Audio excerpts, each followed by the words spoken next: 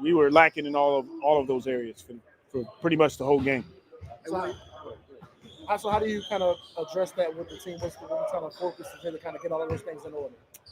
We show it on film, talk about it, get on the floor and work on it, and that's what we did today in practice. And Willie, y'all had a 49-win season, really good season, but how much of these next two wins define? I mean, next two games define. I mean, this week, how much does this guy define you? Yeah, we had a good regular season.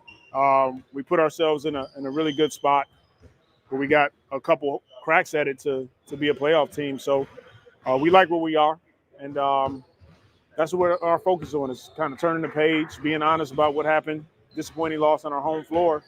Now we got to regroup and get back after it. How did Brandon respond to coming off that long layoff of play? Was he able to practice today and do everything?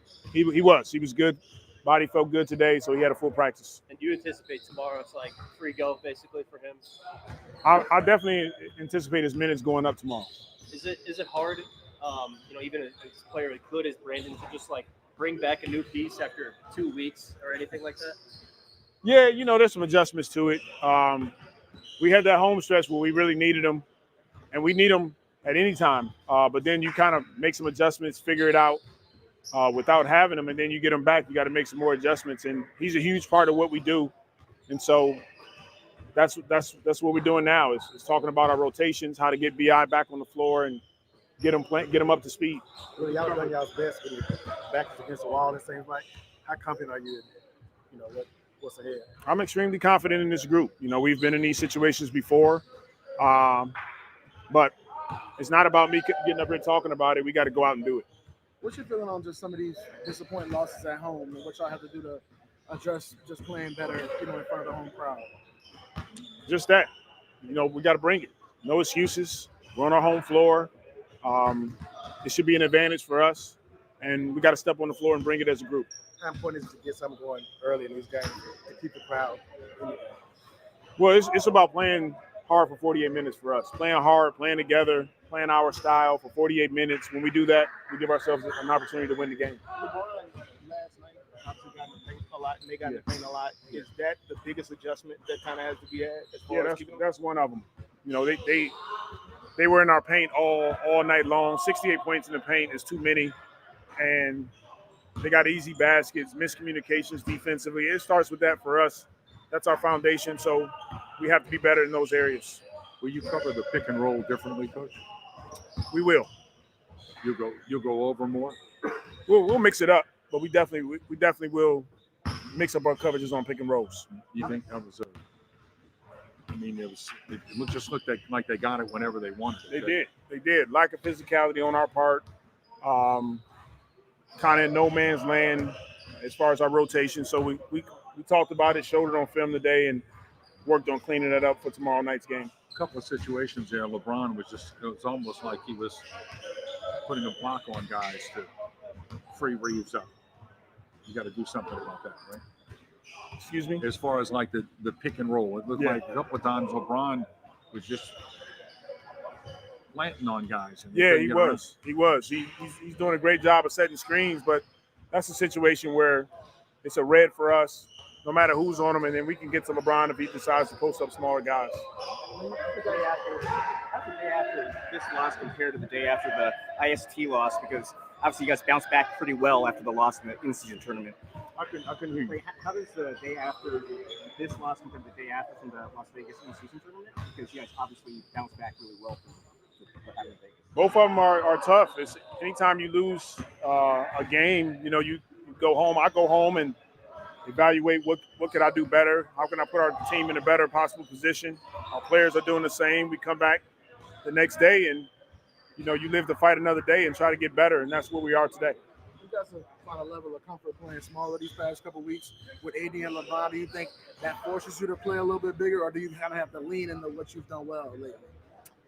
We got to keep looking at it. They definitely present a challenge with being as big as they are and, going for offensive rebounds. I thought we did a good job rebounding the ball. We can be better, but, we'll keep looking at groups that we can be successful. Sometimes that's big. It may be some moments where we can play small. Hey, Willie, obviously Z was drafted 5 years ago, and you've been coached for 3 years. And he's finally available for a postseason game. Could you speak to the significance, given the kind of shape he's gotten in, how he's played, and for the team in general, the significance of this moment for him and how you want him to handle it? Yeah, we're all extremely proud that Z has this opportunity and our team has this opportunity. Uh, he's worked his tail off. Our team has worked their tail off to put ourselves in a position to play in the postseason and have a playoff berth. And so, like you said, his first time being able to experience this is a major step. Willie, yesterday, Z told us in post game that he was a little too passive. He thought he could have been more active. What did you see, and what would you want to see from him? He's right. He has a good feel for the game. He has a feel for when he can be aggressive, when he needs to be more of a connector. And the last 4 games, he was doing a great job of mixing it up. And throughout the course of the game, he would find seams to be able to attack. And so we just got to get back to that. Any explanation?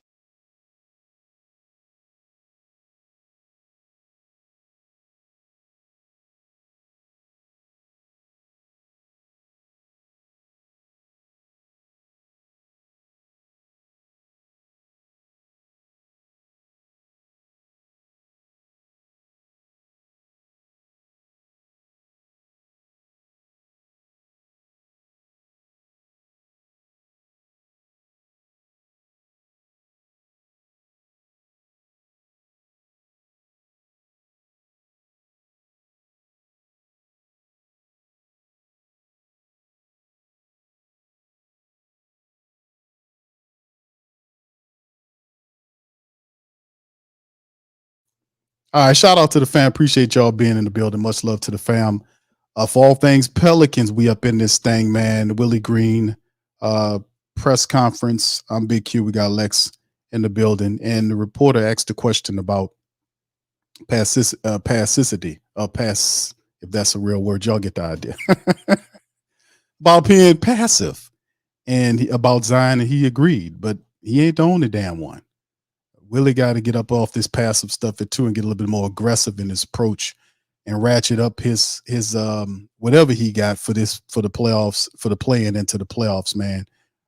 So to secure the seat. So a lot of stuff is going on, man. We're gonna talk about the play-ins. We also gonna cover the article that was released by Christian Clark of NOLA.com. I did a PPR flash report earlier today about the Pelicans basically having a secret extension signing last year and then leaking it today, right before the playoffs. That ain't nothing but the supervillain known as the Octopus. Y'all know what we talking about. But anyway, shout out to y'all for being here. Y'all hit the like button, hit the subscribe button if you're not a subscriber, and feel free to share the show on your social media feed. We'll go over this. And we'll also open up the phone lines because that's what this was designed for, to hear from you guys. I couldn't get you in there the last show. This show is for you guys. And we won't do a panel type of situation. We'll let people in one at a time so that you can have the stage and kind of talk about what you think will happen with the Pelicans and the play-in, and also your thoughts on everything else revolving around the Pelicans. So you'll have your opportunity. So if you want to get in, this is the show to do it. So big ups to you guys. Appreciate you being in the building as well. Lex, how are you doing tonight?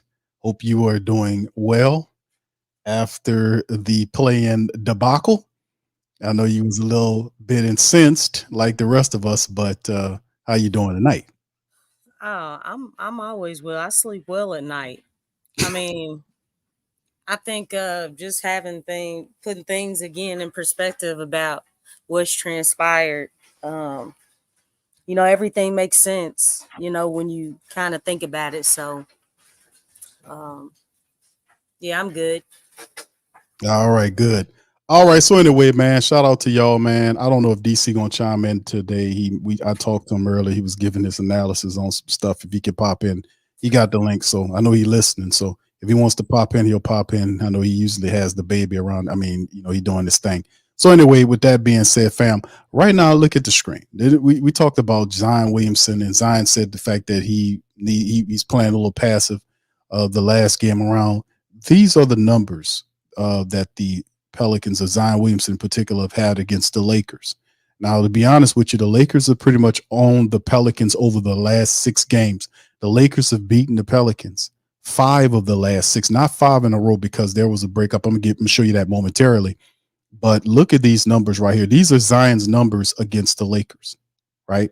20.3 points a game, 5.5 on the assists, and he's shooting just under 58%. That's some of the numbers, right, just against the Lakers that Zion is averaging, which is a couple of those are below his regular average, in terms of his scoring. 3 points less, his rebounding, you can see it's a little bit lesser, and in the field goal percentage is just a tad bit higher. But in the end, the last 5 contests, or 6 games rather, and let me show you this statistic right here. As you can see here, that if you go back the last 6 games, the Pelicans have gotten one out of the last, one out of the last 6 contests. One out of the last, and they beat them by 20 points. But look at the rest of the loss, some big stinking losses to the Lakers. So whatever's going on with the Pelicans against the Lakers, just styles make fights type of thing, they're going to have to change that, fix that up some kind of way and get it together, lickety split, because it's about to go down in a major way. So anyway, we'll talk about that today as the Pelicans, like we showed, this is the graph right here. The Pelicans sitting up at the 7 and 8 spot right there against the Lakers. A win gets them in. A win gets them the 7th seed in the first round against the defending world champion Nuggets. That gets them in. A loss puts them in the fight against the winner of the 9-10 matchup, which is the Kings and the Warriors. Then you have to beat one of them to secure the 8th seed against the Thunder. So all is not lost if you lose tomorrow, just to let you know that, okay? That's just to throw that out there. So, but we want to take care of business. However that, means we need to take care of it and keep it pushing and keeping it moving. And a little game on this is, as you can see, is that according to Hoop Central, LeBron is listed as probable, which means he'll play, and Anthony Davis is listed as questionable tomorrow against the Pelicans. A lot of crap being thrown about whether or not the Lakers will take this game serious, and perhaps they'll try to lose the game so they can go and have a matchup and all this old nonsense, man. So at the end of the day, you never know what happens. Just win and take care of business, man. So I don't play all of these little back and forth games as well. But anyway, we're going to cover a lot of this. But first and foremost, let's jump into this. This is a story we covered early on. I already gave my take on it. I'm going to let Lex chime in and with her thoughts on this one. This is from Christian Clark of NOLA.com. We're talking about Willie Green got a contract extension last year. He wasn't the only one who was extended. This was put out here today. Green is nearing the end of his 3rd season as the Pelicans coach. According to The Athletic, Green has still multiple years left on his deal. Willie Green was hired in July of 21. League sources say Green has multiple years remaining on an extension that had not been previously reported. And that's coming from The Athletic, Sam Amick, who broke that today. Now, that was a head buster for a lot of people that believed that Willie Green was basically coaching for his job. Not so much as Sam Amick is saying from The Athletic, is that an extension was agreed upon late last year in 2023, and they just didn't tell your ass. They just held it back from you, and they don't tell you how many years it was. They just tell you it was an extension. They don't, this type of stuff, which is not something new. And I've talked about this on the broadcast that they did this with Dennis Allen. Like there is some weak ass report that Dennis Allen is on a 3 or 4 year deal with the league average. That's not the truth. I know that none of the numbers that Sports Skeeter kicked out could be verified. They're the only one that's reporting that, and there is nothing sticking to that. So I don't believe nothing they're saying. And according to some of the official information that I've researched, all of that is being withdrawn and held either way. So this is par for the course. But this is definitely a David Griffin move, not reporting or holding back information, especially when it comes down to the extension of not only Willie Green, but it's also himself.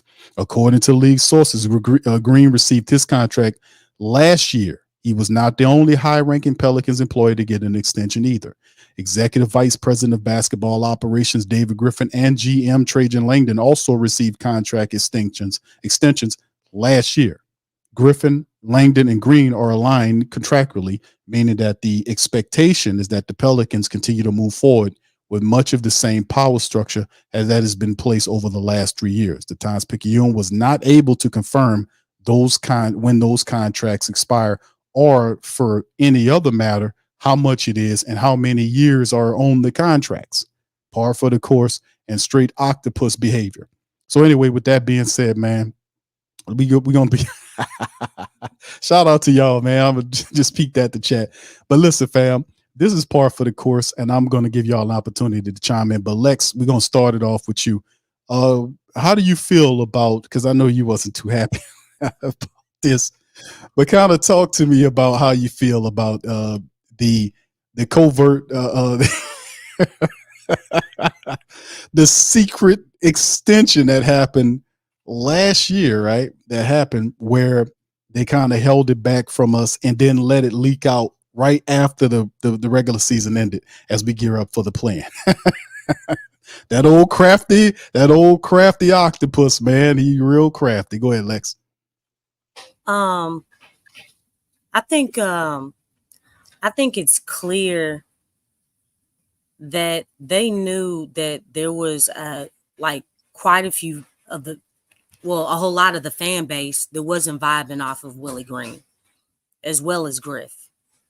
No, it's funny because they talk about trust and accountability and all that stuff, but it's like there's a separation between the organization. There's a huge separation between the organization and the fan base, which is really sad because it's like, why did you sneak? Why did you have to sneak about all this stuff? It really doesn't make sense. Hold on, Big Q. Hold on just a second. All right, Lex attended to some family business of her own, so we're gonna. But yeah, this is. I mean, I'm like I said, fam, I'm gonna give everybody an opportunity to come and chime in on this stuff here. But it doesn't surprise me at all when I seen this article because I've seen this type of behavior from this organization because it's the same ownership group where they kind of hide contracts, dealing with not just so they don't want you to know, it's because there's certain scrutiny that's involved from the family base that keep up with certain things like this, and then of course, has the team made the progress that it needs to make? Now, every year it's won more games and he's been on a step pyramid, so to speak, in terms of climbing every year. This year, the Pelicans were remarkably a lot more healthier than they've been over the last several years. Thus, that translates to the success, them being there playing together. But the team is so really talented that, I'm not surprised by 49 wins. Me personally, I thought both Saints need to start winning too, but the Pelicans should have won at least 55 games this year. There were games that they just flat out had the game and just let it go. So like last night with the Lakers matchup, they never was there. They never showed up to play the game at all. I don't know who was out there, but that obviously wasn't them. They just wasn't present. They didn't come to play. So when you talk about this type of stuff going on and moving forward, obviously we want to see how the team then behaves when the playoffs kick in. Can they get to the playoffs, and what kind of damage could they get or do when they get into the playoffs? Could we make it a series? Now, I don't know if any of the family members in here believe that if everything plays out the way we would want it to play out, meaning that the Pelicans beat the Lakers tomorrow night, secure the 7th seed, and then when the playoffs do start, how many games do you think the Pelicans realistically will deal with against the Denver Nuggets, the world champions, defending champions? Now, granted, listen, we match up with them well. We do. We've beaten the Nuggets in the regular season. It's a different thing in the postseason. They got all that experience. But realistically, what kind of series is we really do think that they'll give them, they'll take the series from the defending world champions? I'm not going to say that they'll do that.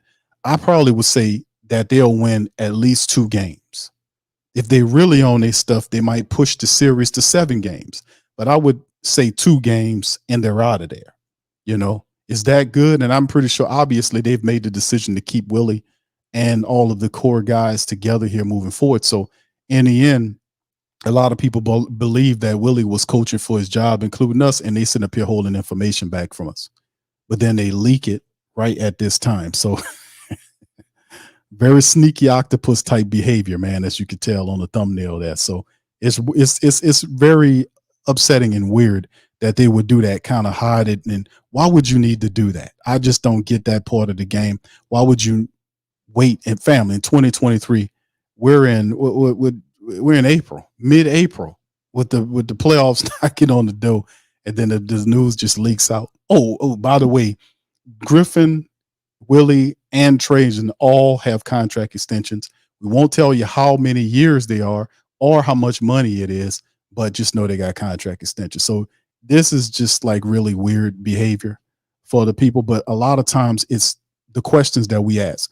We got to put more pressure on the media personalities to get these answers, man. Because too often, that's why we don't know Dennis Allen's contract. There's not enough pressure on the media for them to start asking the right question. Because some of them be asking some dumbass questions. Let's get it out the bat, man. There's a lot of dumb questions that don't really need to be asked, like repetitive questions that somebody asked because somebody wasn't paying attention. We need to start really putting pressure on to get some of these answers to figure out exactly how long these contracts are, so we know what we're dealing with. This is half-ass, sneaky, rotten, villainous, Marvel villainous, octopus type behavior that shouldn't be tolerated. But Lexxah, are you back there? You ready to go?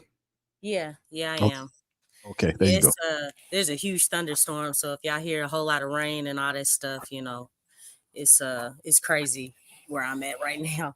But yeah, this really doesn't make a whole lot of sense, but I guess it does because they've been consistent in doing that.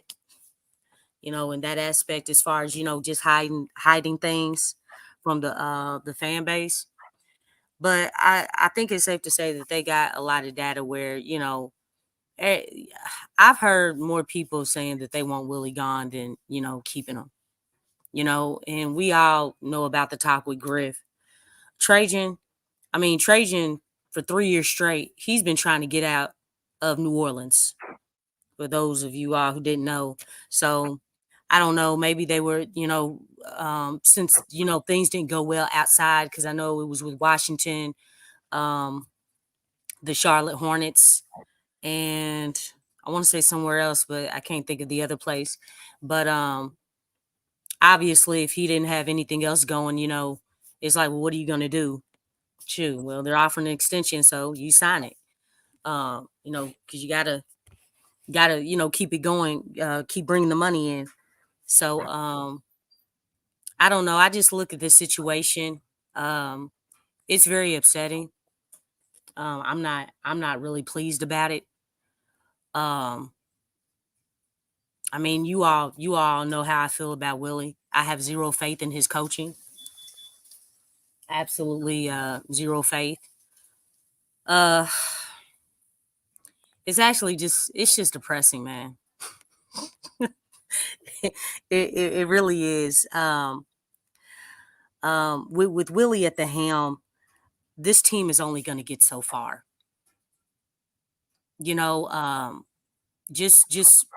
He's been consistently inconsistent.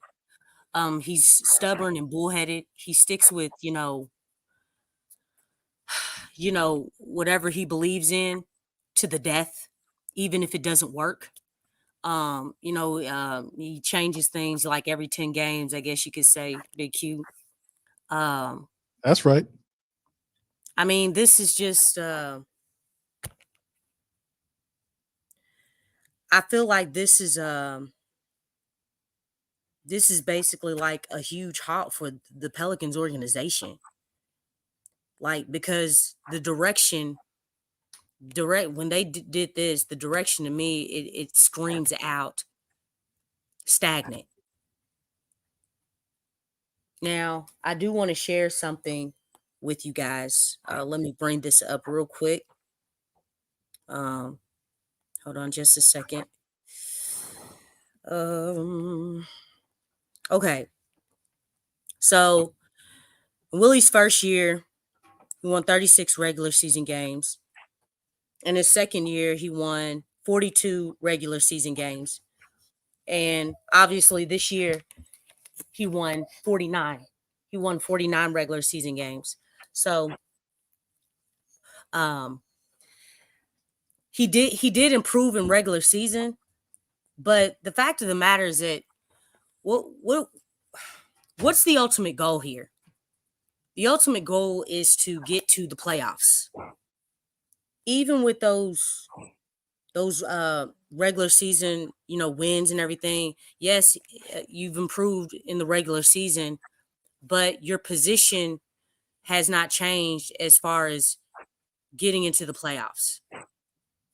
This has been a playing team every single year.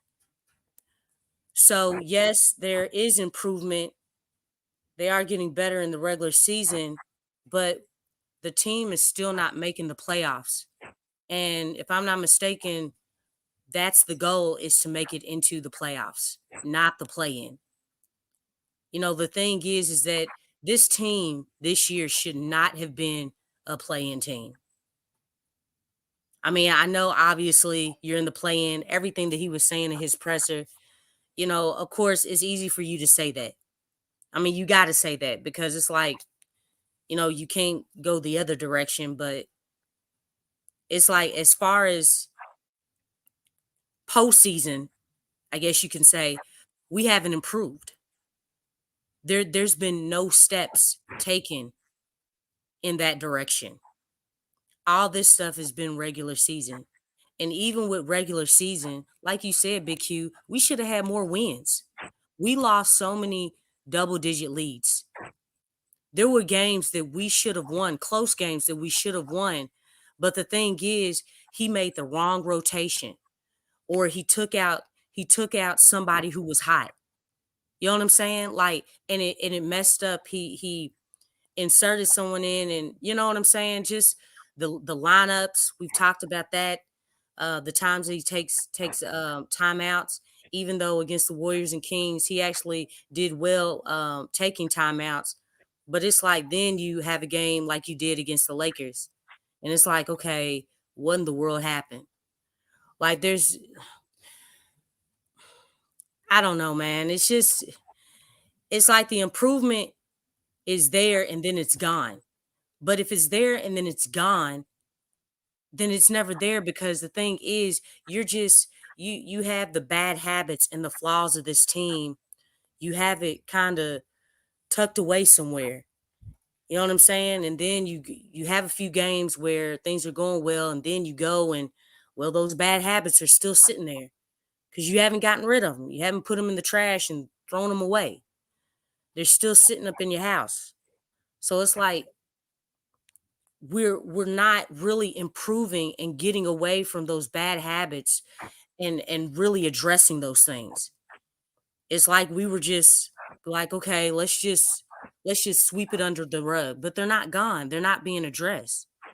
And I think that's that's the thing that's like, it's like, are we really improving? Because really, I think it's about your perception. You know what I'm saying? It's about how you just look at all this stuff. You can look at, hey, Willie Green, regular season wise, he's been doing well. But postseason, it's like, dog, you ain't really doing too hot. So it plays on your perception, however you want to look at it. You can look at it as a success or not, but to me, it's like a circus. It's like swimming in mud, because that game on yesterday was a mirror image. It was a mirror image of the in-season tournament. So I mean, this isn't pleasing to me at all. I'm not excited about it. It's I thought things with Pelicans basketball couldn't get lower. I mean, I just like, and then the way that they did this last season, because I know, we were on here, Big Q, not too long ago, Don J. Black, and we were talking about how, yeah, his extension ends, or his contract ends, during the summer. So, that's out the window. You know what I'm saying? So, I mean, this dude is here. I mean, they really believe in Willie, man. They really believe in him. I just don't feel like his improvement, his margin of improvement, it's been stagnant to me. You see improvement and then you don't. And when you have improvement and then all of a sudden you revert back to, things that, bad habits, it's like, okay, then you never improved because you never got rid of those things. They're still there. You just put them to the side and you just grab them when you're ready for them. It's, I don't know, man. The goal is to go up.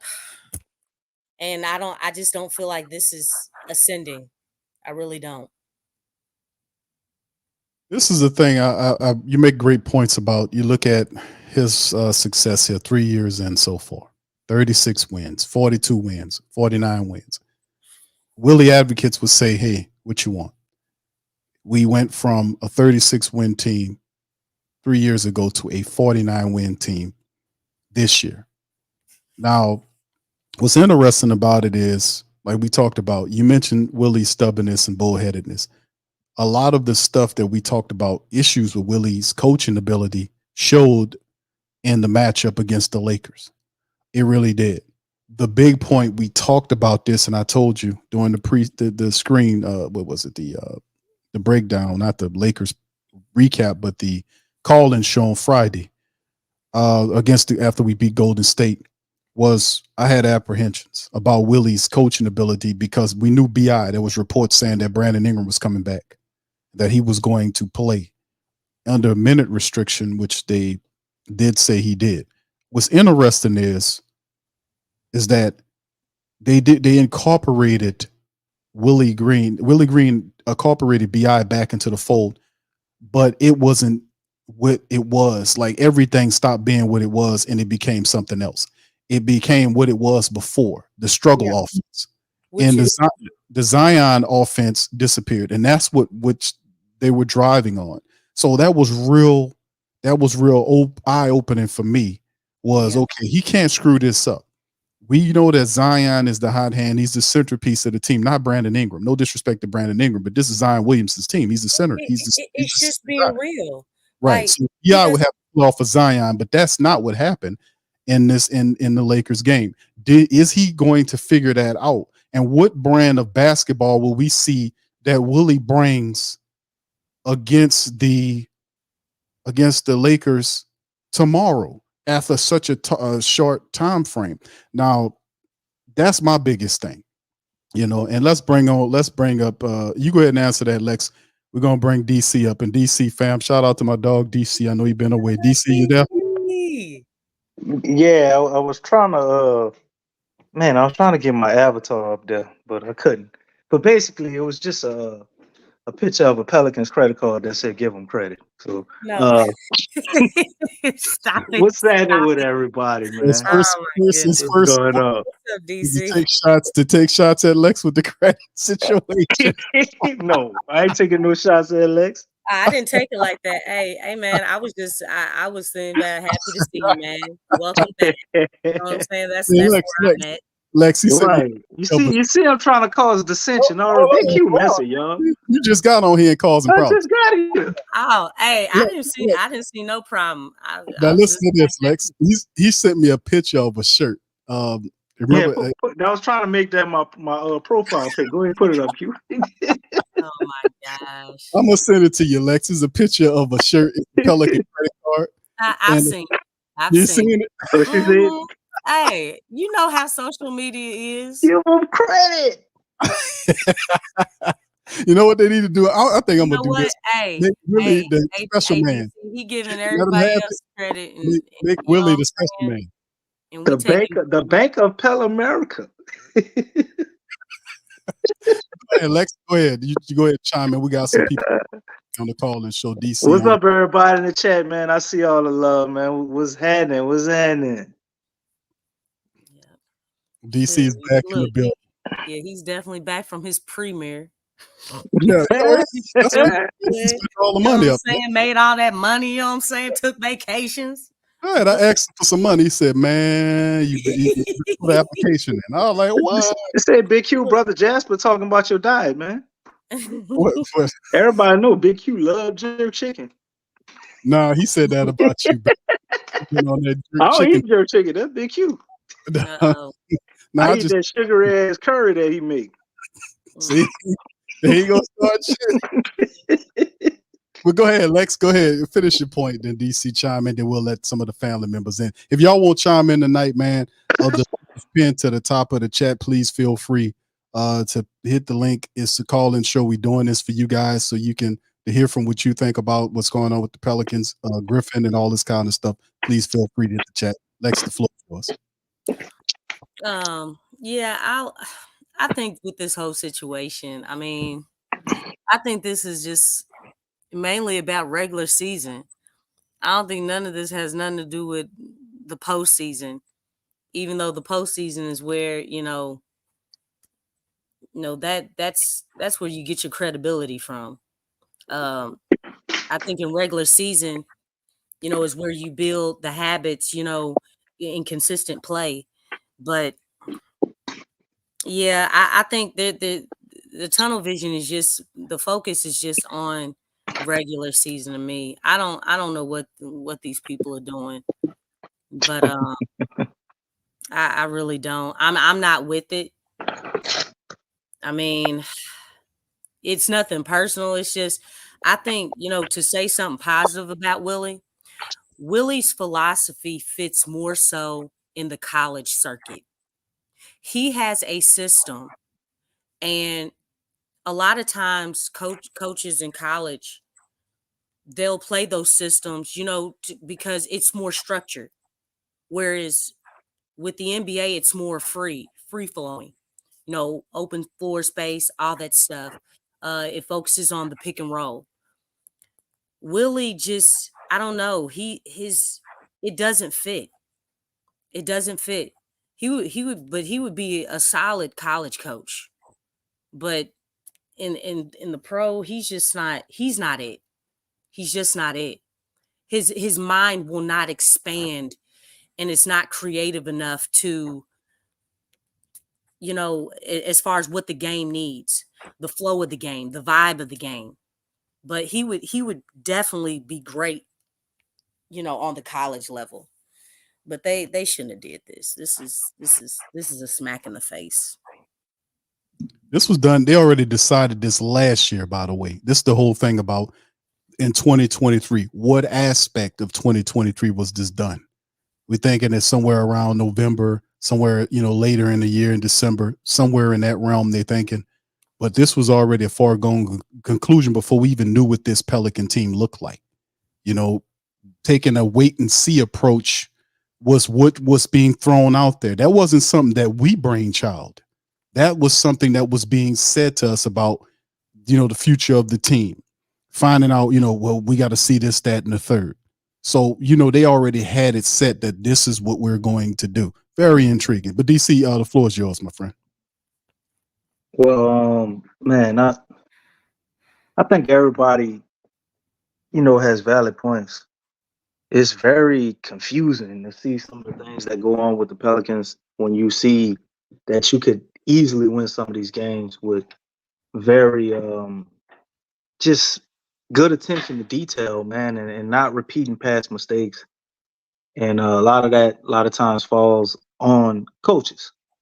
On the team is talented, although we do have holes, missing an additional point guard and a shot blocker, which I was extremely pissed off about that this year. I didn't expect them to adequately, I guess, fix both of those positions, but I thought we would at least solve one. And we didn't.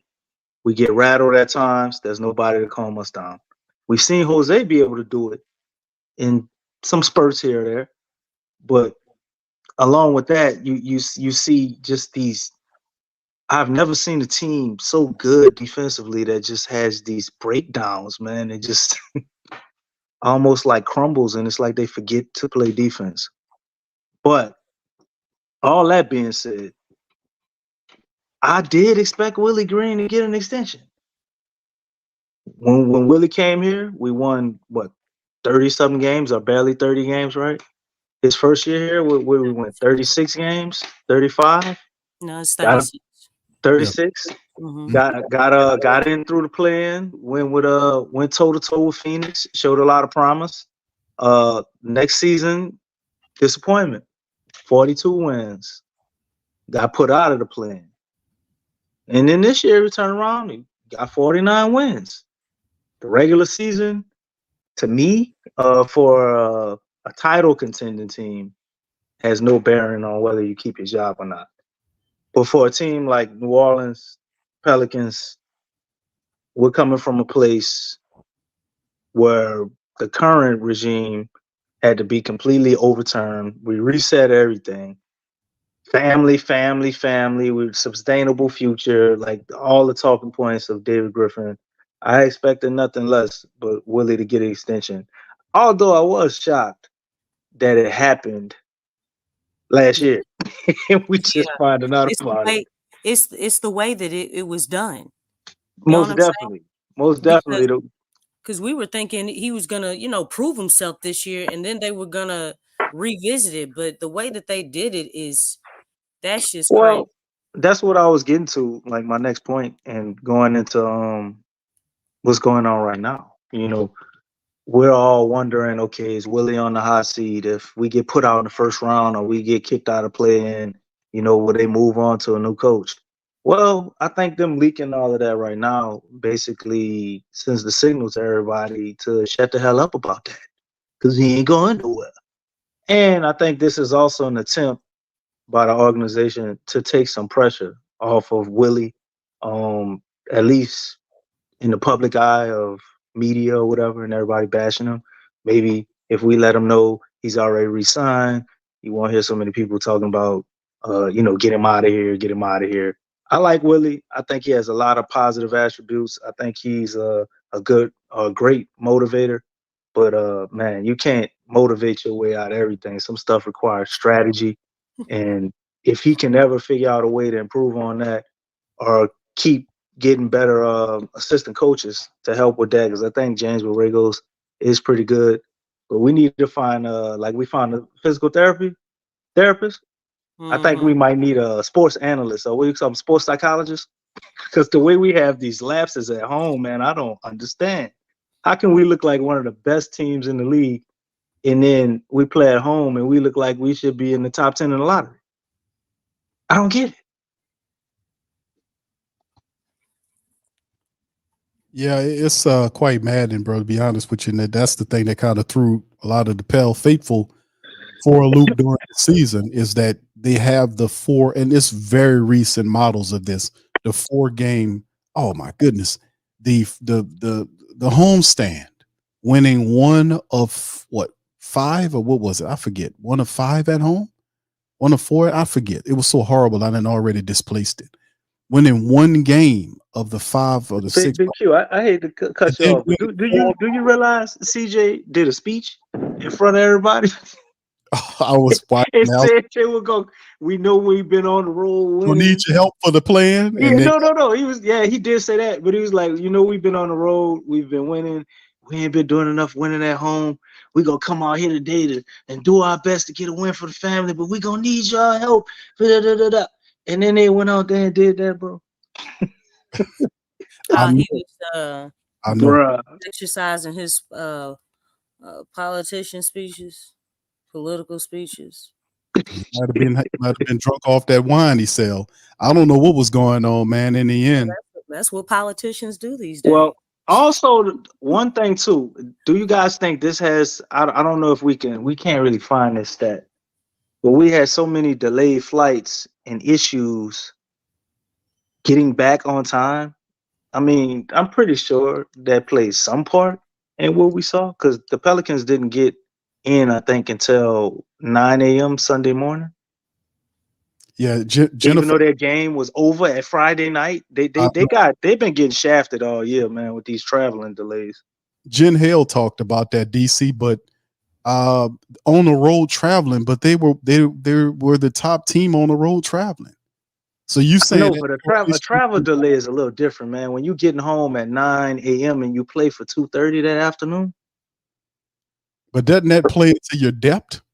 Being that you have to make the adjustment and be able to make sure everybody's together and seeing who's not ready to play, just kind of adjusting your lineup when you know you having a short time like that. That's what your depth chart is for, right? Of course, but that will require some strategy, Big Q. Well, we got a coach that's getting paid to be the strategist, right?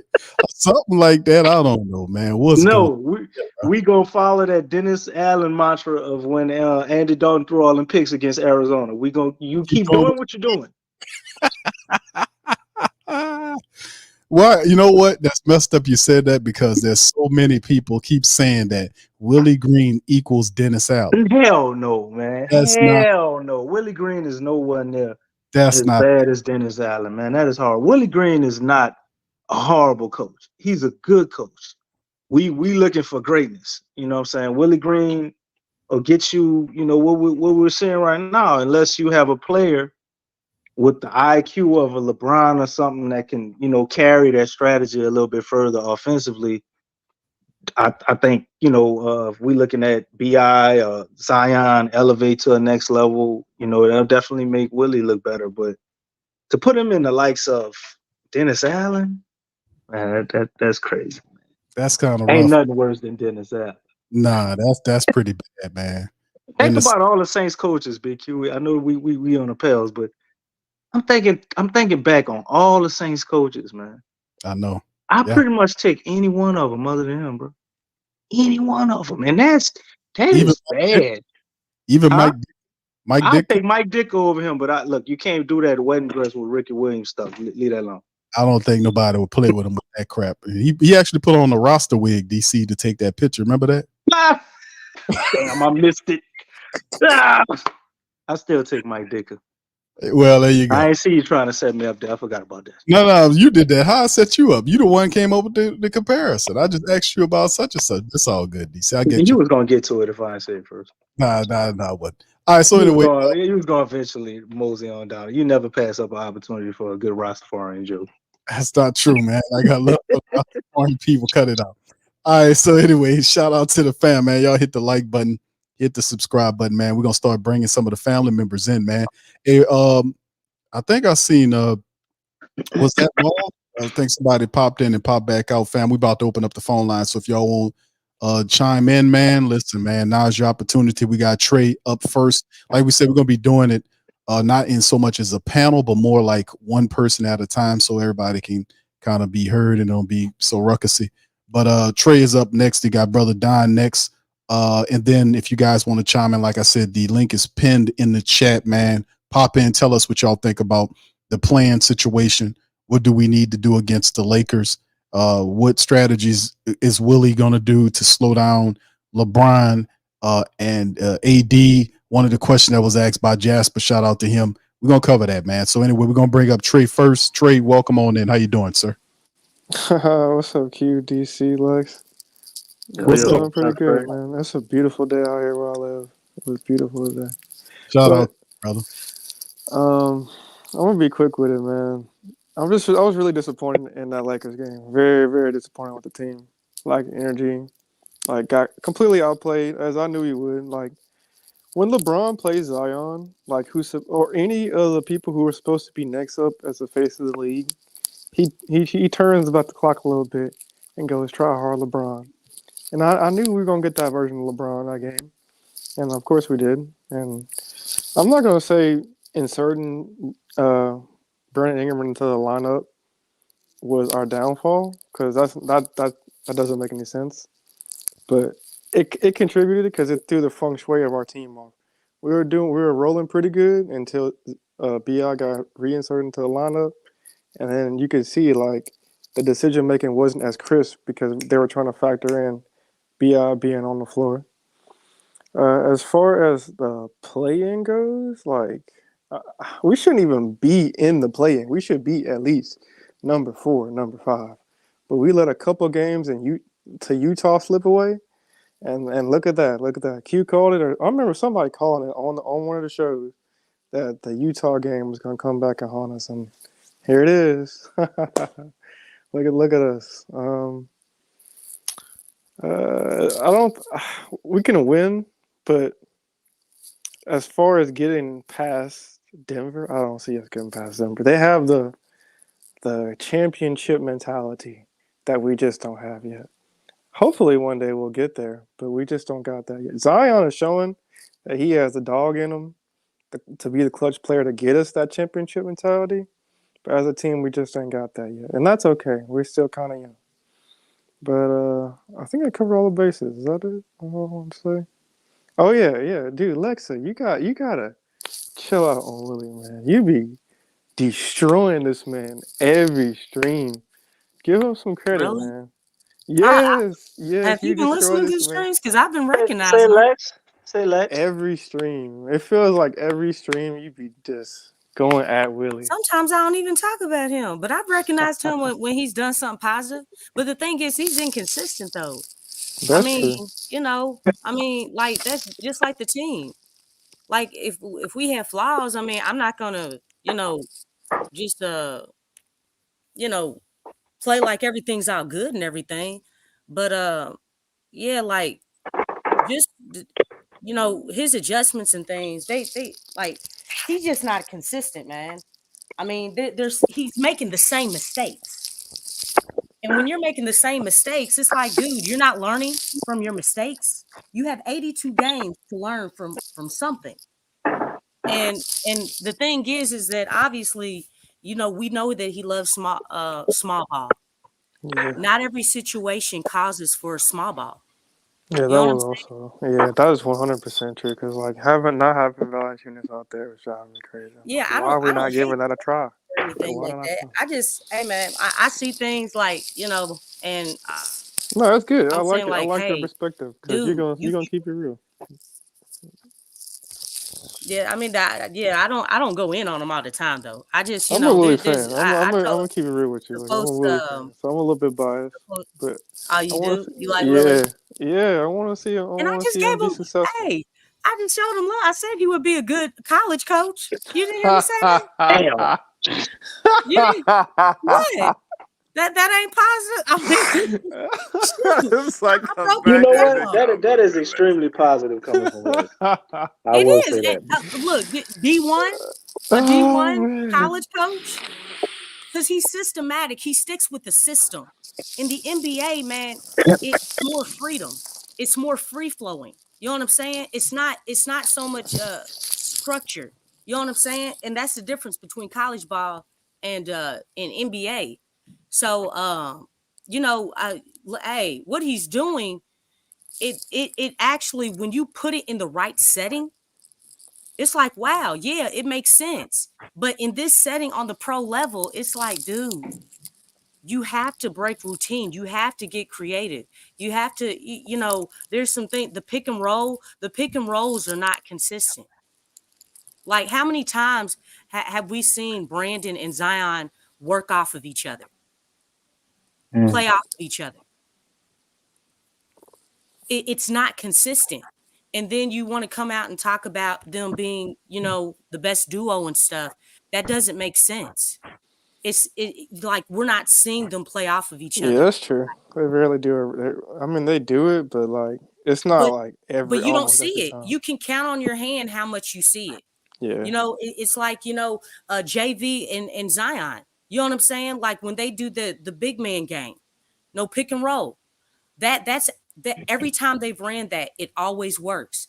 But they don't use it. It's like they use it every once in a blue moon. I mean, it's just there's a lot of things that transpires. Like, look, if defense is not working, what's he gonna do? He's gonna go more into defensive plays. Just put more defense out there, and it's I like you're just not want to know stopping. why Willie does that with Larry Nance, man. Like he will favor Larry Nance in most matchups than he does Valanciunas, and He loves Valanciunas him is some Larry a Nance. double machine. Like he's gonna get a double, which is positive for our team. We need those rebounds and we need those points in every game, in every situation. But for whatever reason, Larry Nance is a good defender and he creates offensive opportunities. But I feel like Valanciunas is just more of a cornerstone in our defensive scheme. And that's just me. That's the only thing about Willie that drives me kind of crazy is the Valanciunas thing.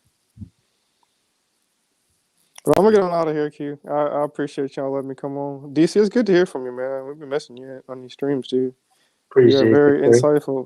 insightful thoughts, man. Y'all be Thank you, safe, man. man. And go Pels, man. Appreciate You We you, got Trey. too. this. Shout out to you, Trey. Thank you, my brother. Appreciate you.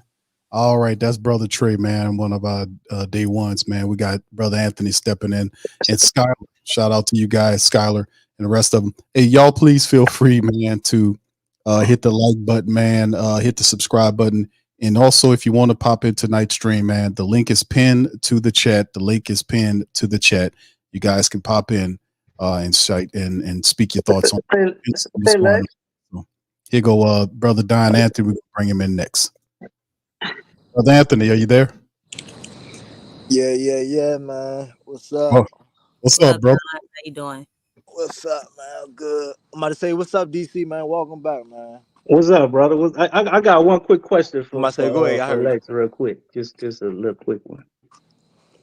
Say, Lex, you ain't get that give Willie Green credit card or something in the mail with his face on it?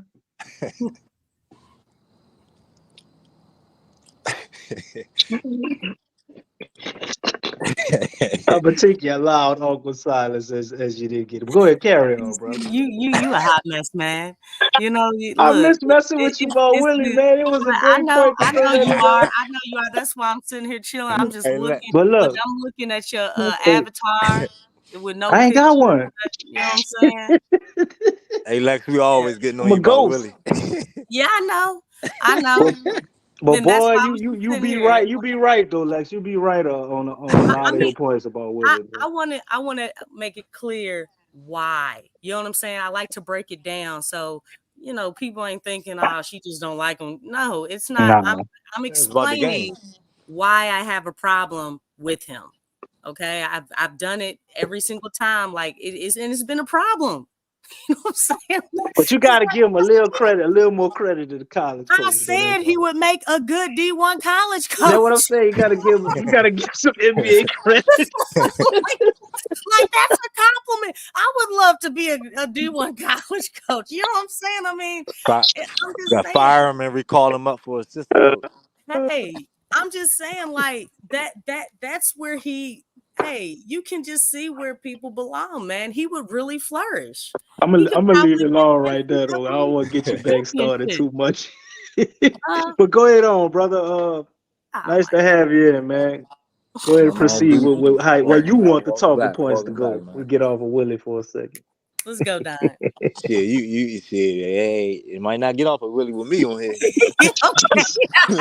Well, let's talk about it then, Don. Let's go. Hey, man. Man. Yeah, man.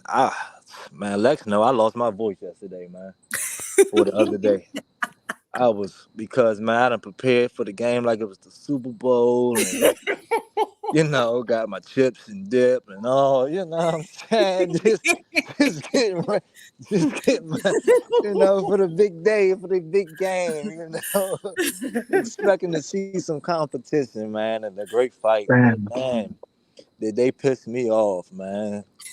It's like, man, and then I'm thinking, all right, let's let this season play out so that way we can see the future for who's going to be the coach of this team. And and did that come to a fucking end? I mean, golly. I mean, I said that's ridiculous, man. I made a statement today. I said I was joking, but I was kind of just how I felt. I said, hey, man, I hope it's not true. If it's true, I'm done being the Pelicans fan. Because it destroyed me that much, man. Because, man, I don't want, man, we've been down so long, man. We've been down so long, man. I want to see us succeed, man. I wanted to see I want to see us conference championship. I want to see us go far, man, and for us to settle for average. You know what I'm saying? Just to settle for average. It's unacceptable, man. Like, why what do like said, like what is our end goal? You know what I'm saying? What's the vision for the team? You know, but I guess if we ask, you know, the people that's in charge, I guess we'll get our answer that it ain't too much, but baby steps, because that's what it seemed like. You know, it's about baby steps, and I don't understand how we can take baby steps when we ain't even take micro steps. Like, you know what I'm saying? Like, we ain't been doing nothing. Like last big season we had, what was it, when Boogie Cousins and them, when we made the big trade for Boogie, you know, am I right? That's the last big season, right? Mm-hmm. Yeah. Yeah, because So they went to the second round, right? yeah. So it's like, man, like the dude improving, like you said, on a regular season wins, but it's like, all right, can we put in perspective too that, I mean, when you got a talented team, you still gonna win games. Like, you can't name me no team, bro, that got no juggernauts like we got too, like that's going to just flat out lose. You see the Bucks won games, but they horribly coached. They horribly coached by Doc Rivers. You see what I'm saying? But they won games, so they talented. They not just gonna lose games. So it's like we ain't putting all that in perspective. We just like, we the Pelicans, we gonna be mediocre, and we just gonna justify how this shit look on paper, and this is what we gonna go with, and not keeping in consideration. Okay, boom, we trying to win the chip, man. We trying to, man. Let's get let's get New Orleans rocking, man. Let's get the fan base rocking, man. Let's, you know, is this coach really gonna get us there? It's not that. It's just, man, how's it looking on paper? Oh, Willie's making improvements according to the stats. Well, shit, we know stats is misconstrued. Can get misconstrued. We know how stats can be. Stats ain't always the facts. You dig what I'm saying? Like, we see, man. We see that, man. Man, I get tired of complaining about a fucking coach, man. I want to get on here and we talk about what the players can do better. And fuck that. I want the coach to be doing his job. And let's talk about what the players can do better, more than us coming on here talking about what the coach can do. God damn, like, come on, man. Like, we can look. You can look at the child, but then who's the parent? Yeah. Like, like, come on, bro. Like, bro, I'm tired of that, bro. And for us to get this man an extension, it's just like, fuck the fan base, man. We just gonna be this mediocre franchise in the middle of the pack, and we're gonna take baby steps, and we're gonna take a long time getting to wherever we're gonna get. You know, hopefully we can do it now by us taking this guy for this discount. That's probably what it was, too. You know what I'm saying? Really, you know, on a cheap contract. Nah, that wasn't what it was, brother. Well, well, I don't know. I'm just bringing I up got. different I things. asked you a question that kind of answered what it was. Are you Um, about? how Go many ahead. coaches do you think the Pelicans organization can switch with Zion and Bi before they eventually want to leave?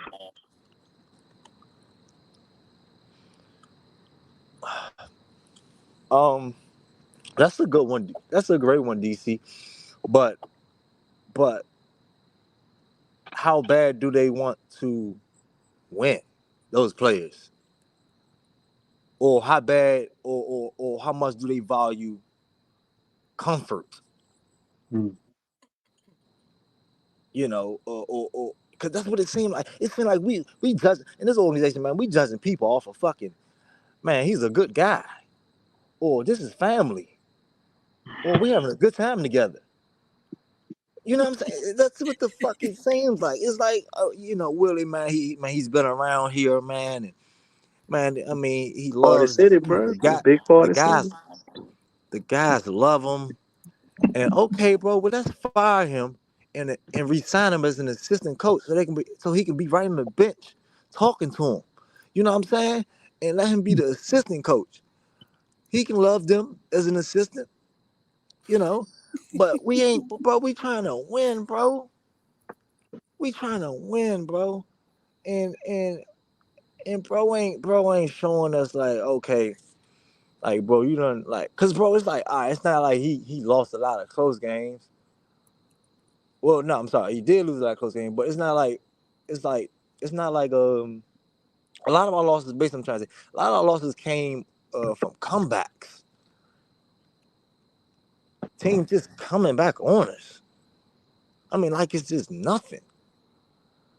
So it's like, bro, like, and then you big time game, and they not prepared. The play-in not prepared.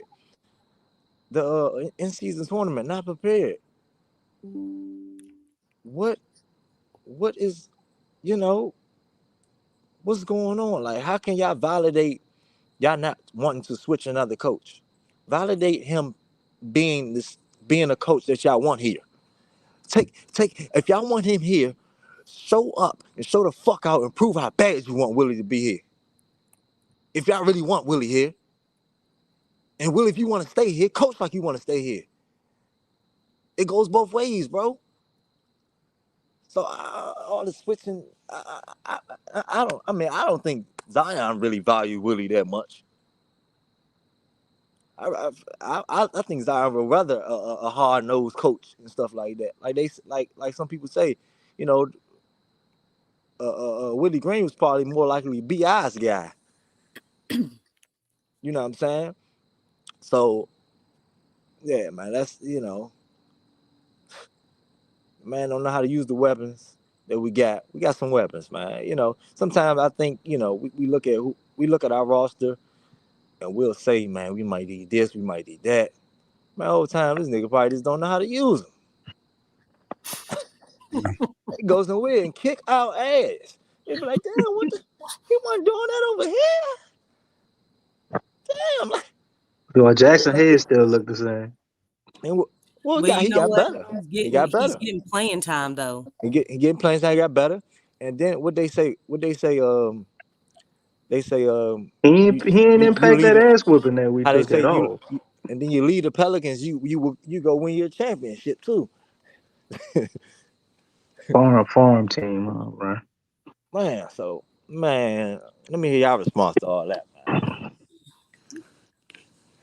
Got not to cut y'all, brother Anthony, but we got we got some more people on the line, my brother. So appreciate your commentary on that, my brother. As always, man. Thank you for your support and popping in tonight, my brother. Thank you. I appreciate it. Thank you, sir. All right, we got a few more people to get in on the line. We got Skylar, Mo, and Mo. Feel free, family, if you want to pop in the chat, man, and you'll be heard, man. Hit the link; it's pinned to the chat. So we got Skylar chiming in next. Skylar, welcome on into PPR. What's up, QCD Lex? Man, How you me doing? personally, I'm What's up, gonna go brother? against what y'all saying. I think Willie a good coach. Me personally, now don't get me wrong, he make bad decisions, but the way it's looking to me, because I go to the games and I watch the games, like somebody above him, he just a yes man. Like whatever they say do. Because even with the lineups they played, like how you go away from Valanciunas and go to Zeller, and you never was playing Zeller like that. Like that don't make sense to me. And you know it's a game that you know you need to win to get in the playoff, but you put BI on a restriction. You play him. Like that don't make sense to me. Like the decisions gotta be made by somebody higher up telling him what to do. That's why I believe the man don't want to take no fines, because it's really not my decisions. Like, and that's all I can say. I don't think that man that incompetent. You can't sit up here and tell me that man that incompetent based off the decisions he make.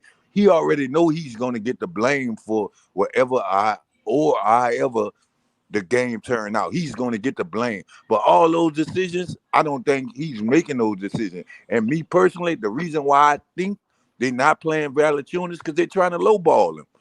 You know, the Saints good for that, like trying to lowball him. So when they do offer him, it's a money thing. He gets no time, so we could offer him what we want to offer him. Because I'm looking at it like that don't make no sense to have Larry Nance out there knowing Anthony Davis is athletic. He can't keep up with him. He taller than him. What the dude caught like 3 lives?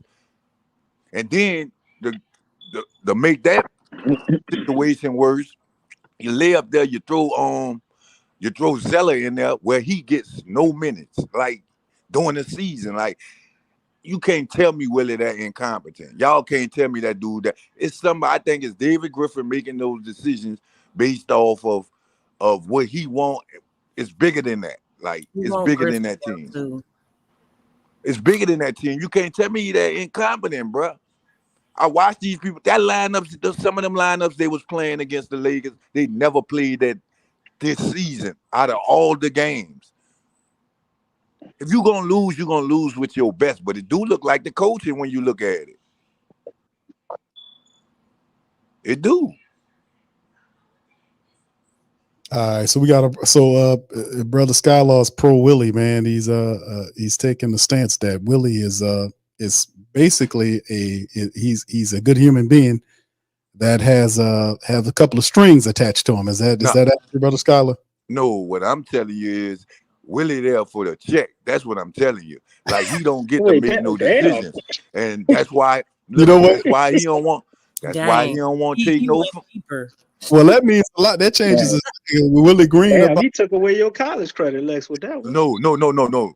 I think he's a good coach, but I'm saying Willie ain't got no integrity. No, it's like all us. This is what I'm saying. It's like you are supporting what we. No, it's like all us that we work a normal job. That's all I'm saying, Q. Like, at a point, if the job, the people who's above you are making bad decisions, and you know they making bad decisions, hey, long as my check right, I don't care. Make y'all get paid to make the decisions, and he shows that. Like, he shows you. He tells you in so many words, like, well, it is what it is. Like, he one of them. Like, he don't make no decisions. You could tell he don't. If y'all could see that he don't make no decisions, y'all can't see that y'all crazy at this point. Like he don't make no decisions.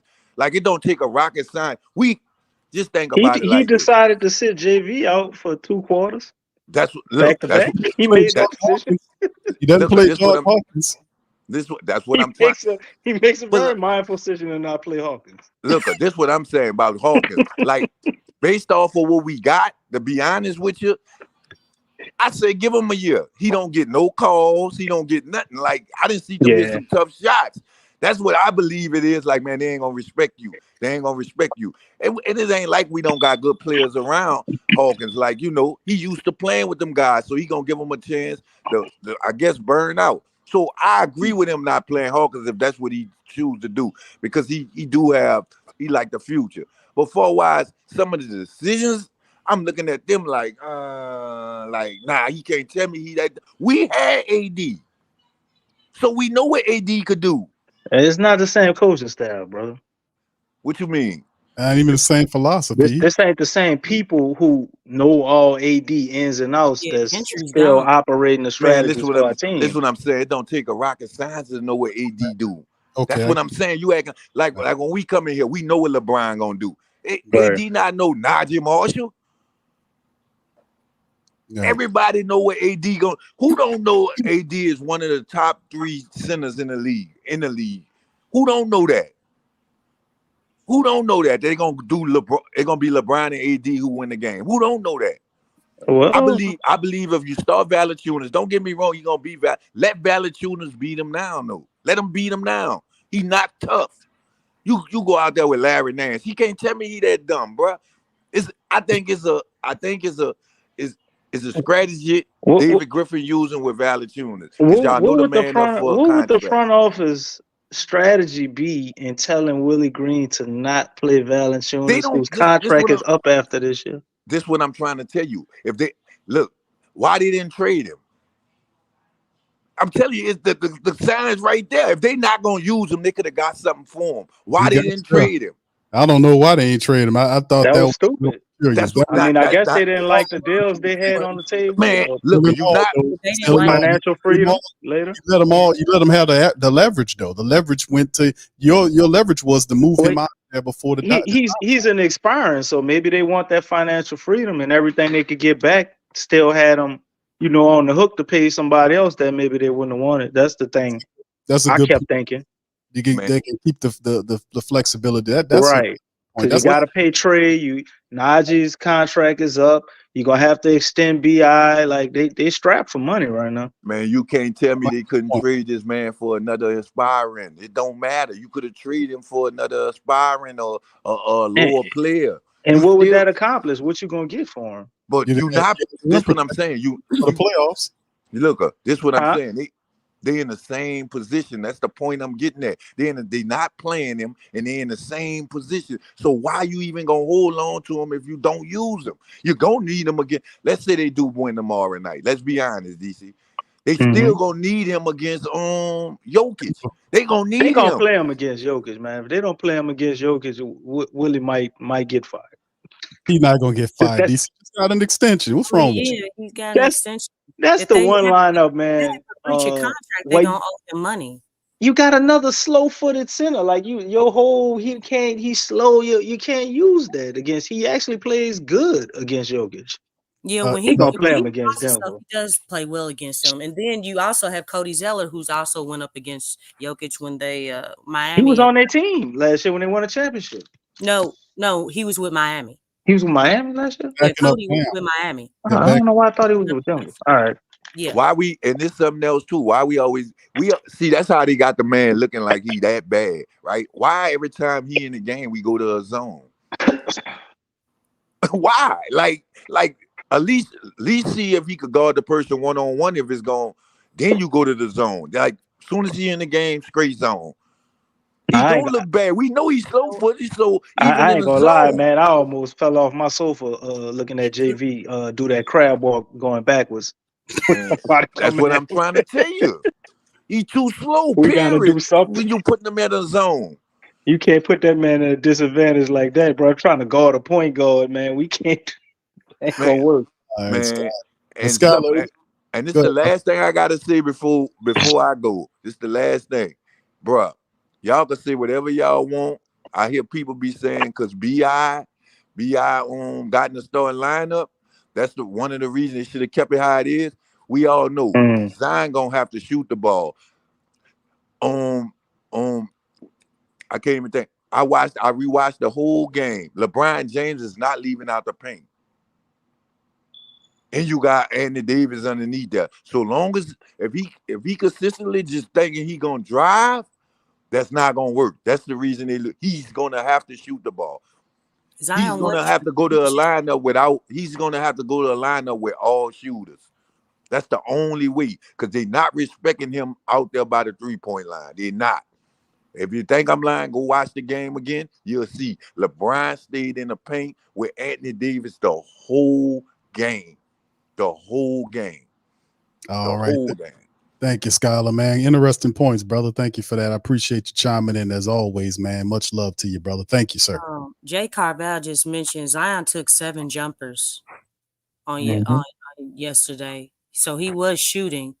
Like, they just weren't falling like they were against the Warriors and the Kings. All right. Shout out the free throw line 12 times, too. No, I'm tripping. That wasn't last night. Shut DC Rusty. Rusty as hell. Hey, y'all gonna let me work through this, man. Y'all nobody wasn't complaining when BI came back. Let me get my reps. So you got mid-range. Oh, it was a good laugh, man. We know you had your premier. Kudos, man. Oh, man. Ain't nobody was complaining when BI came back. You're a fool, boy. Man. All right. Shout out to the fair, man. Hit the random. You popped out, bro. You next. I got Mo on the line. Thank you, Mo, for being patient, man. Welcome on in the stream. Appreciate you. What are your thoughts today, man, on the Pels?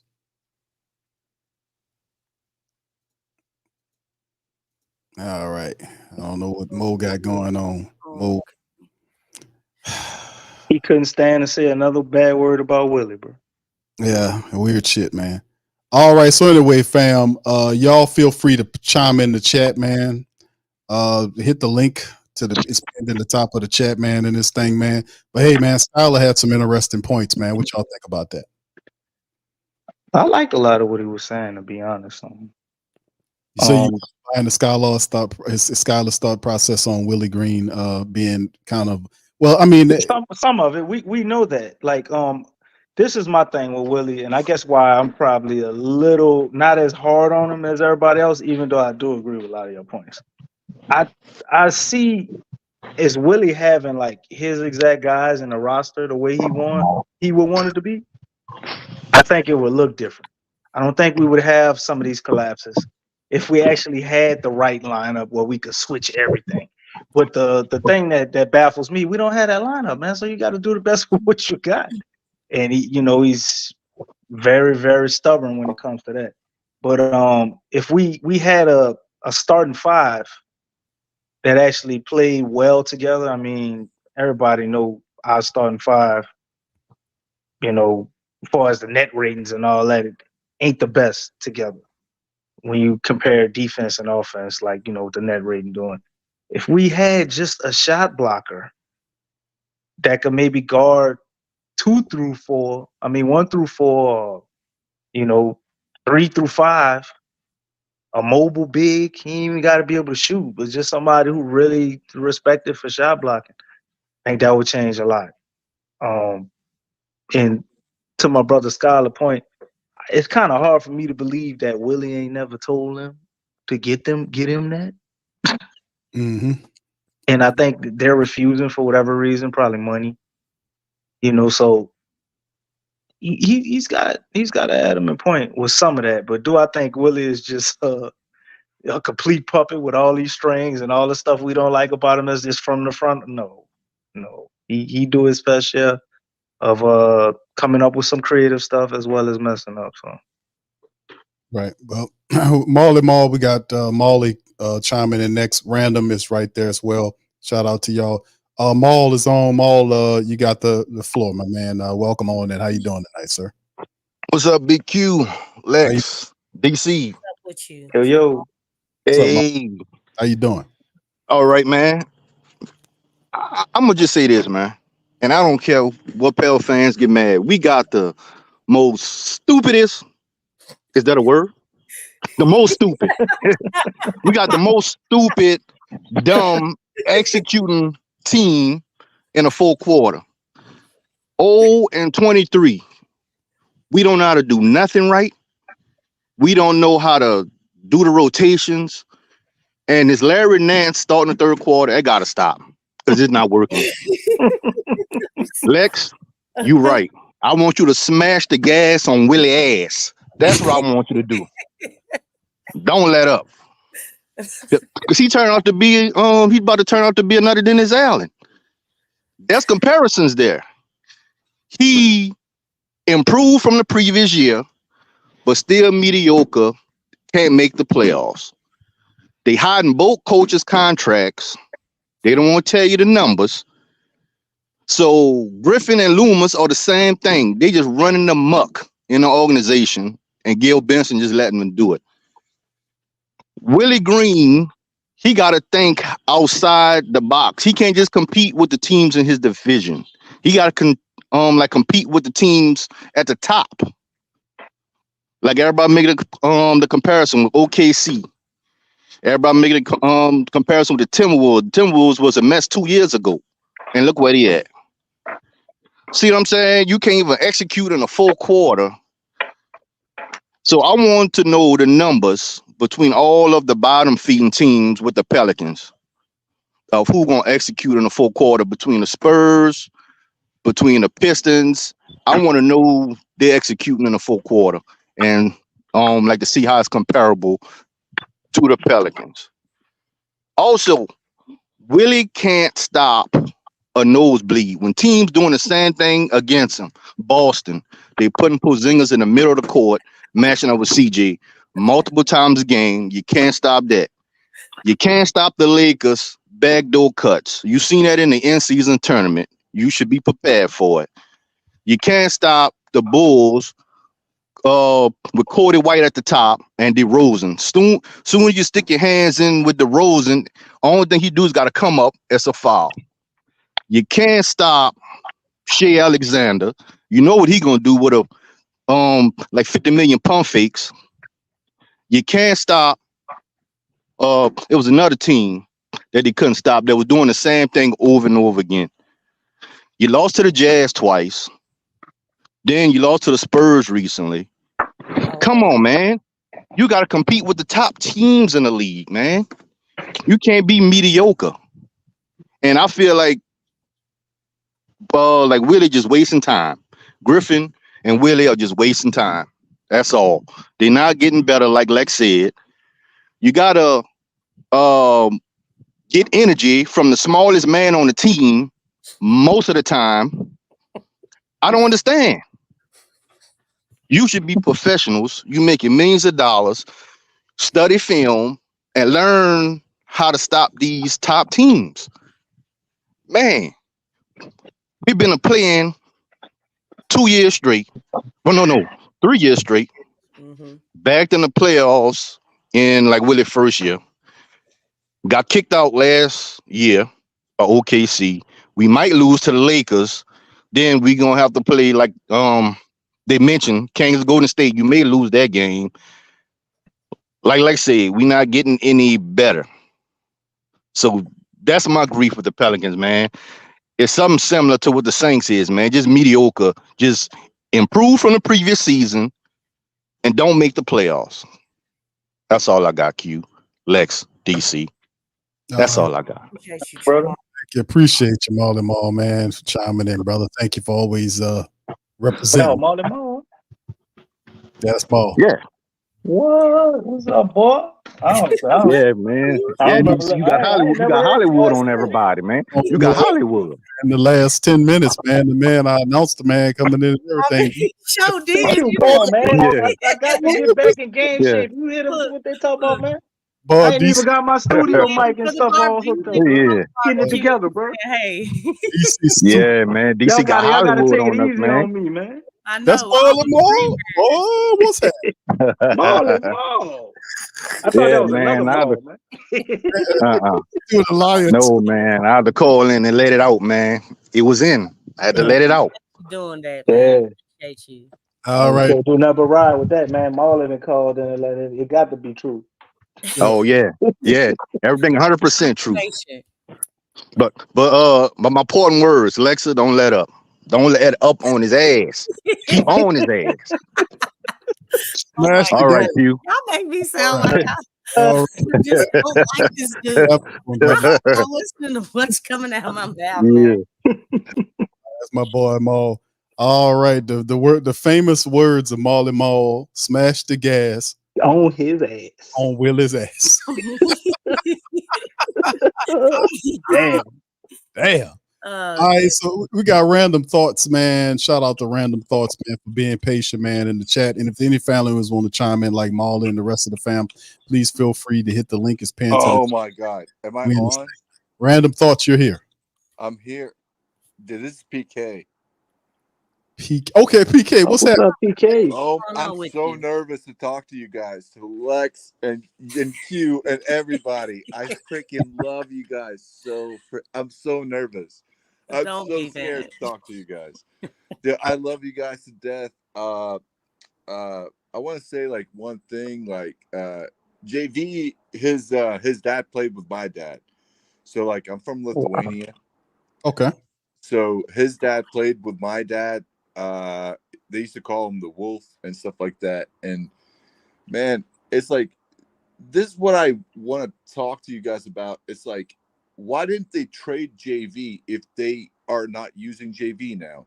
And I know Q will have a point to this, but like if you're not going to use JV, like Nance is nothing against AD. Mm-hmm. Nothing. JV's experience, like, why are we not just putting JV, getting in foul troubles, just having him dominate the center? And why are we not, those spells that stretch those arms out across the 3-point line when someone comes up, when we slow things down? Our defense, we have Herb Jones over there with long arms. Everyone, freaking BI's got long arms. Everyone's got long arms. We stretch those arms and we slow the game. Why are we running? That's what I want to ask you guys. Why are we trying to run? Like, what is this basketball of like running? We have CJ, we have freaking sharpshooters. We are deep in the bench. We have the freaking team. Like, we have what we always wanted. Like, what more do we need? Like, what more do Pels need to freaking win? We have it. We have the bench. We have the starting rotation. What more does a coach need to win freaking 55 games? That's what I want to ask you guys. And Lex, I love you. You sound sexy on the phone. What? Appreciate it. Okay. But seriously, like, I want to ask you guys, like, what more do we need? Like, what, like, it's like what more do we need? As Pels fans, we've been through so much stuff, so much shit. We traded AD. Now we are stacked. We are stacked. The bench is stacked. The freaking starting lineup is stacked. What do we need to win? Man, that's a grand question. Sorry. No, PK. Actually, it's a very good question. I'm just saying that I don't think there's one answer to that, man. That's like Willie needs to be a lot more consistent. Do you remember the start of last year? Do you remember the start of last year? How bad we were, and we stuck with our team. We stuck with our team. We stuck with the chat. We stuck with our fans. Whether it's VB or Lex or anyone, like, we stuck with the team when we went like on those crazy spurts. What is happening now? What is this? Y'all want to take a stab? I want to say I'm gonna attack the angle of just Willie Green just being more consistent in his approach, man. But what about the fans? Like Lex said something very smart earlier, and Lex said everyone is always talking about, even in interviews, Willie, when he's having a good day, he will give us 8-minute interview. When he's having a shit day, he'll give us like 3-minute interview. Like, what about the fans? What about us? Like, us that stuck with his team.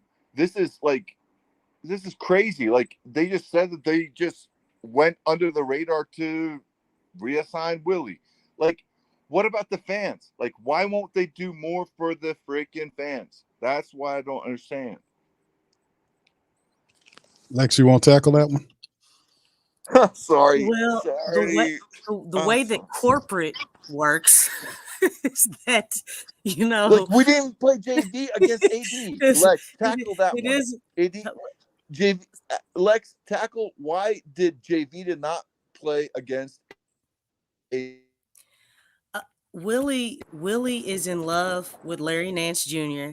and he loves small ball. That's one of his strategies. He's been doing that all season.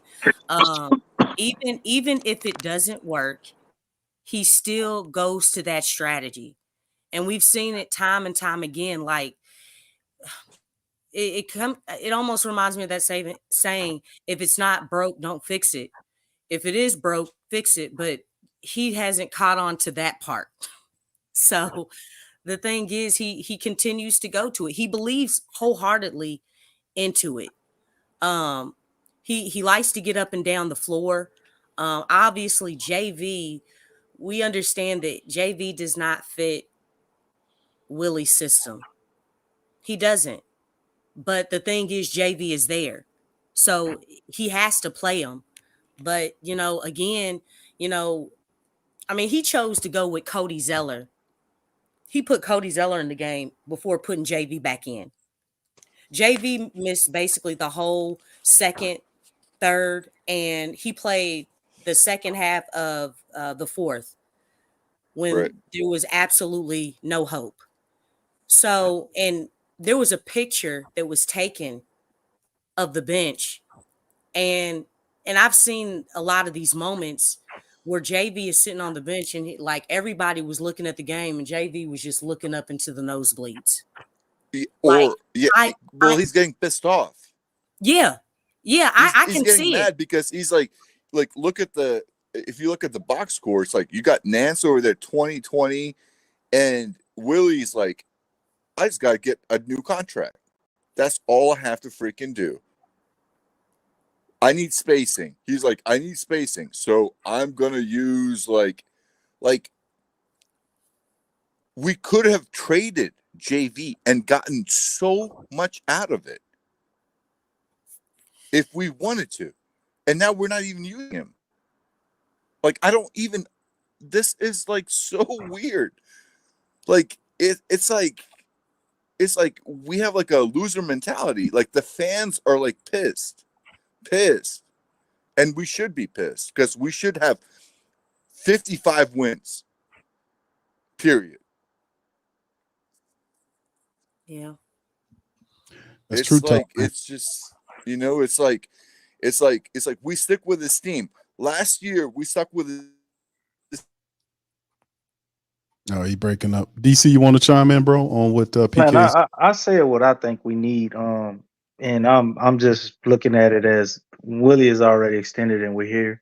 But even without him, it's still the same thing. We need a true old school point guard, man. They made it. You Willie guys Green? made a It's lot of like, references to a team I like guess the that's all we Timberwolves. got. We got Willie Green. Yeah, I mean he here, but you look at a team like the Timberwolves, man. We need both of the components. Sorry for being What like they added. rude, and if I was rude in a Nah, sense, that's cool. but it's a pleasure to talk to you guys. Hey, thank you, PK, for calling All in, right, man. PK. Much love to you. Thank you, bro. But yeah, we need a coach on the court, man. So when things go disarray or Willie keeps saying keep doing what you're doing and we ain't changing nothing, you need a Rondo, man. You need somebody that's gonna challenge the coach a little bit, bump heads with that philosophy. Somebody that's extremely basketball intelligent and knows what all other players are supposed to do.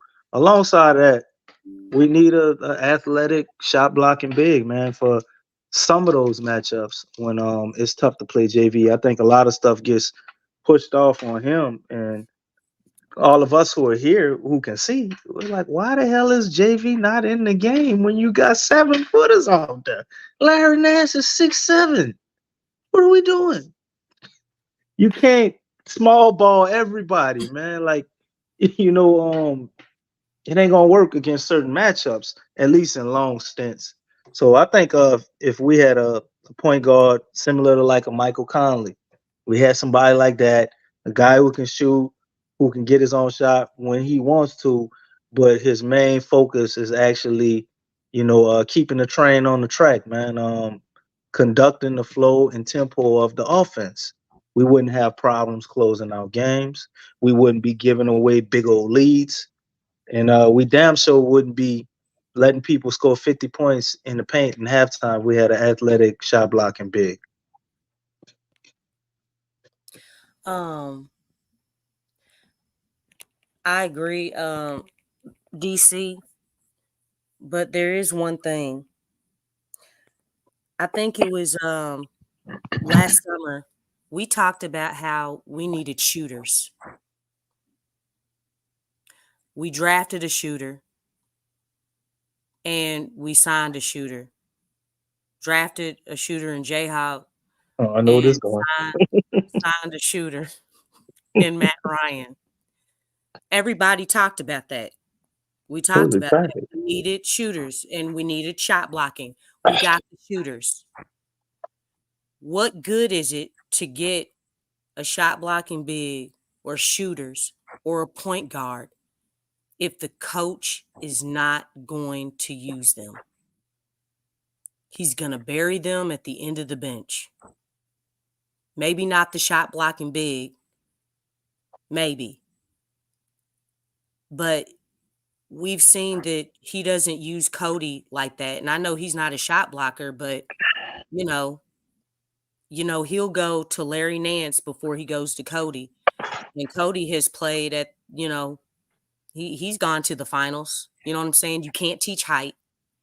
But the thing is that what good is it to have the weapons? Like, we get these pieces, but they're still not being utilized the way that they should. Because we have shooters. Everybody was saying that. We need shooters. Mainstream media was saying it. Fans were saying it. Even Griff said it. We need shooters. That's why we drafted Jayhawk. And guess what? Our shooters are basically third string. You know what I'm saying? The only shooter that we're using is Trey Murphy. Obviously, Herb, he's increased his offense. Like, his offense has really grown. But I mean, obviously, he's not considered to be a shooter. Maybe now he's a 3-and-D because now he can shoot. But we're not using the weapons. The coach that we have is not using the weapons. So we're kind of stuck between a rock and a hard place. Because what good is it to have weapons and you don't use them? You don't utilize them. You don't incorporate them. You don't read the vibe or the flow of the game to put them in the game to make something happen. I mean, okay, and if you say, well, I'm going with the guys that I trust. Okay, you're going with the guys that you trust, but the thing is, throughout the whole season, don't we want to empower and uplift the confidence of those players that can give us something in the game? Play them in meaningful games and not just after 2 months like you did with Kyra. You didn't play him for 2 months and then you decided to put him in a meaningful game in the play-in against OKC. That's what you're going to do? The thing is that it has to make sense. And that's like a setup. Yes, you want guys to be ready at all times. But it's like, dog, if you're not playing a player for months, like long stretches, and then all of a sudden you put them in a meaningful game, a game that's on the line, are you serious? That's a setup for failure. Because everybody knows, and even Hall of Famers and ex-pro basketball players will tell you that the best way to get the experience that you need is to get in the game. You cannot get that in practice. You can't get that in the G League. You get it playing in the game. That's how you get the experience. That's how you grow. That's why cats on other teams play their young players. Why? They're failing. Yes, they are failing, but they have to learn. That's how you learn. You have to play them. And I understand where we are, but really I kind of don't understand where we are because we're still in the play-in. You're saying like, hey, you want to play your experienced players. Yes, that's fine, but we're playing our experienced players, and you know what? We're still in the play-in. We didn't grow. So you might as well give these young players like Jayhawk, give him opportunity, give him a chance to earn your trust if it is about trust. But the last thing that you want to do to a young player is to take away his confidence, especially when this dude came in with a boatload of it. I mean, this is the same guy that went up against Kyrie Irving. Okay? He went up against him and we were resting our players in that game. He was leading the charge. And we beat Dallas. And that's just an example. It's like you have a guy that has those abilities, but you took that away from him. Do you all know that Jayhawk was up for Rookie of the Year early in the season? Like he was on pace to I guess break He was number one at one point for on the yeah, rookie ladder. and that The was taken 3-point that record you opportunity talking was about, taken right? away from him. You know what I'm saying? It's like that's kind of awful. You know what I'm saying? Like that, to be up there with Wembanyama, to be up there with Chet Holmgren. He was up there consistently with those guys. It wasn't Scoot. It wasn't the Twins. And there was Jay Hawk's name up there in the top 3. So it's like, you have we ask for these weapons, but it's up to the coach to utilize these weapons the right way. It's all about knowing your player personnel. And it's crazy because Willie Green's been here for 3 years.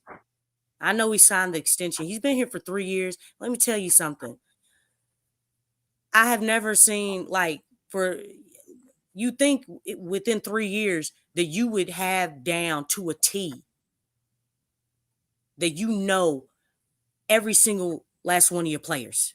You know their games. You know their strengths and weaknesses. You know what spots to put them in. You know how to combine their talents to work together so that the car is running smoothly. You know who the engine is. You know that, where the steering wheel goes, and, all the different parts to make a car go. You know how to put those things together. Willie don't understand his team, man. He don't understand his, the player personnel. And the thing is like what have you been doing in the off season? Did you learn about your players? Because by now you should know how to use a JV. And let me tell you something. I know everybody wants to talk about how slow-footed JV is.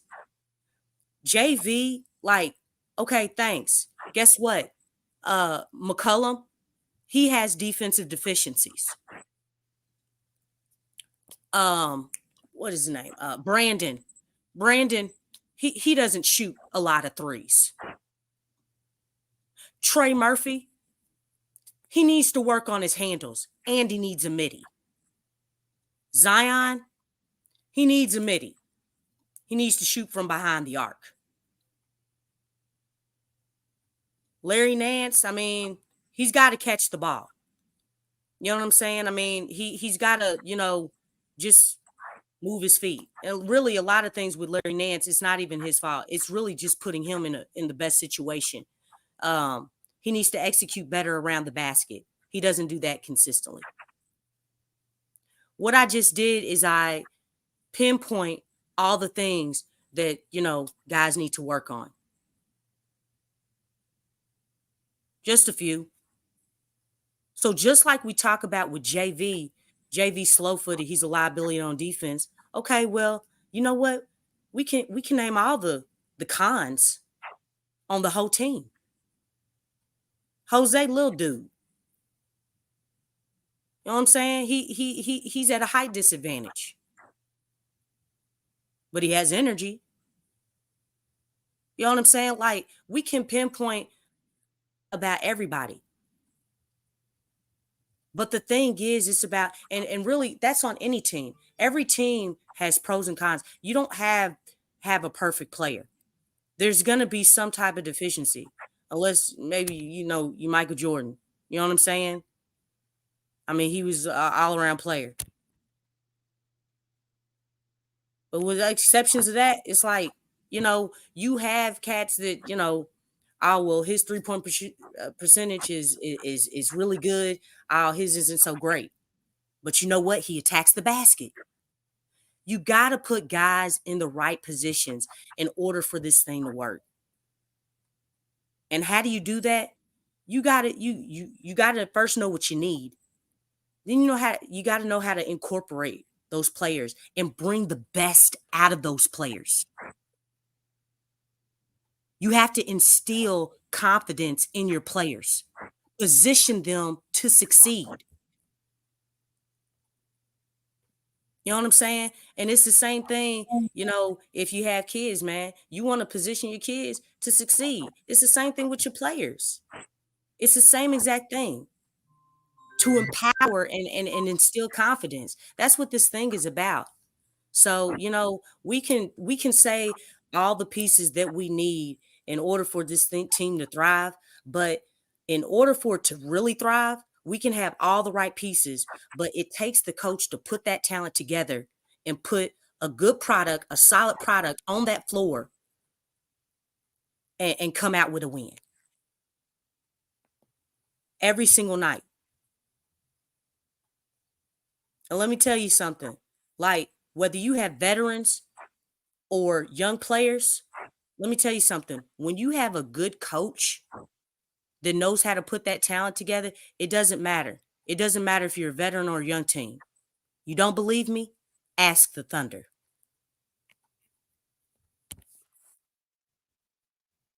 Indeed, Lex. Shout out to the fam, man.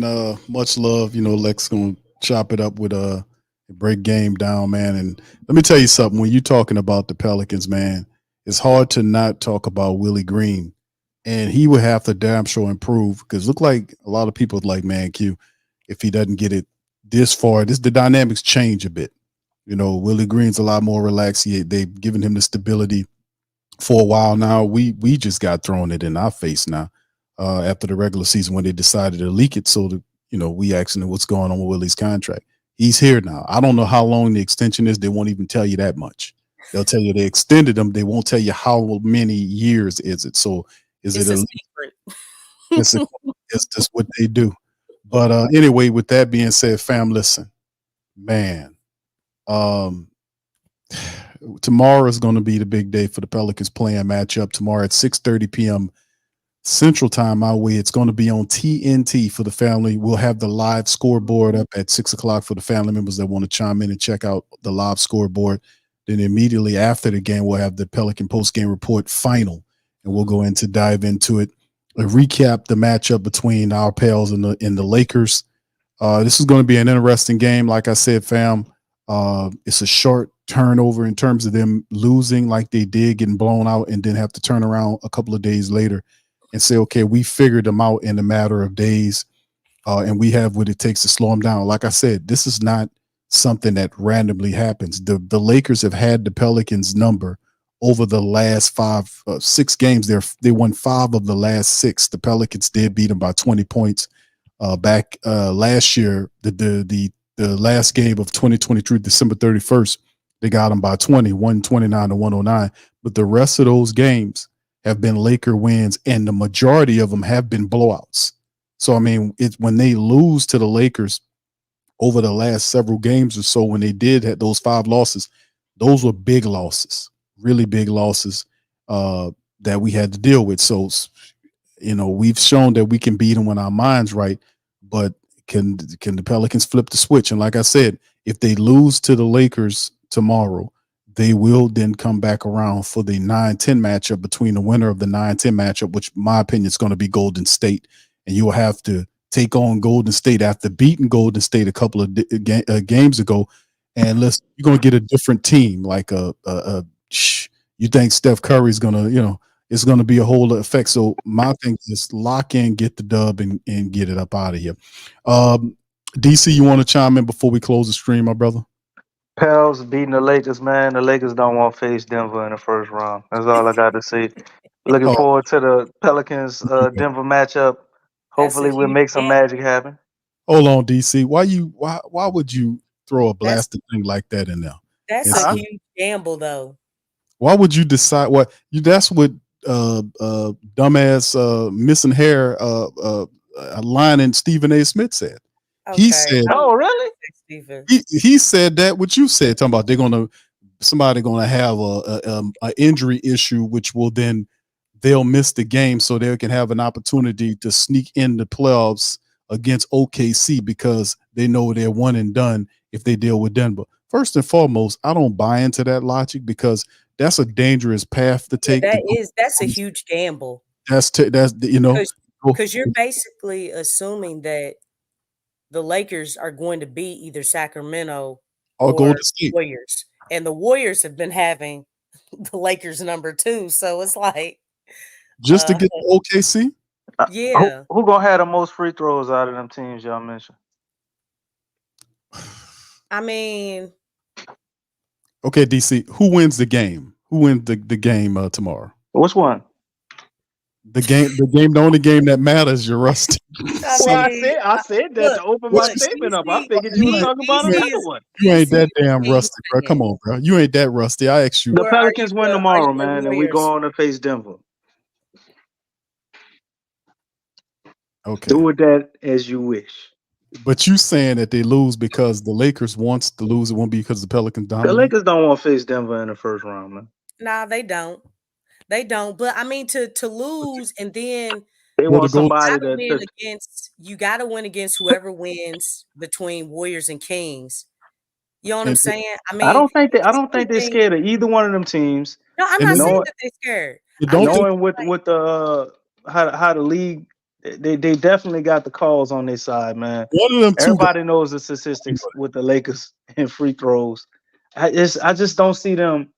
LeBron is getting in the playoffs. Come hell or high water. It's just a matter of what a position they're gonna be at. So we can look at it as if they make sure we lose this game coming up. You know, if it's close, unless we blow them out the water or whatever. Well, if it's driven by stars, then why don't we take that stance then, DC? Why don't we take the stance of what? Let the Lakers beat the Pelicans, and Pelicans face whoever. I mean, that would be a gamble. If the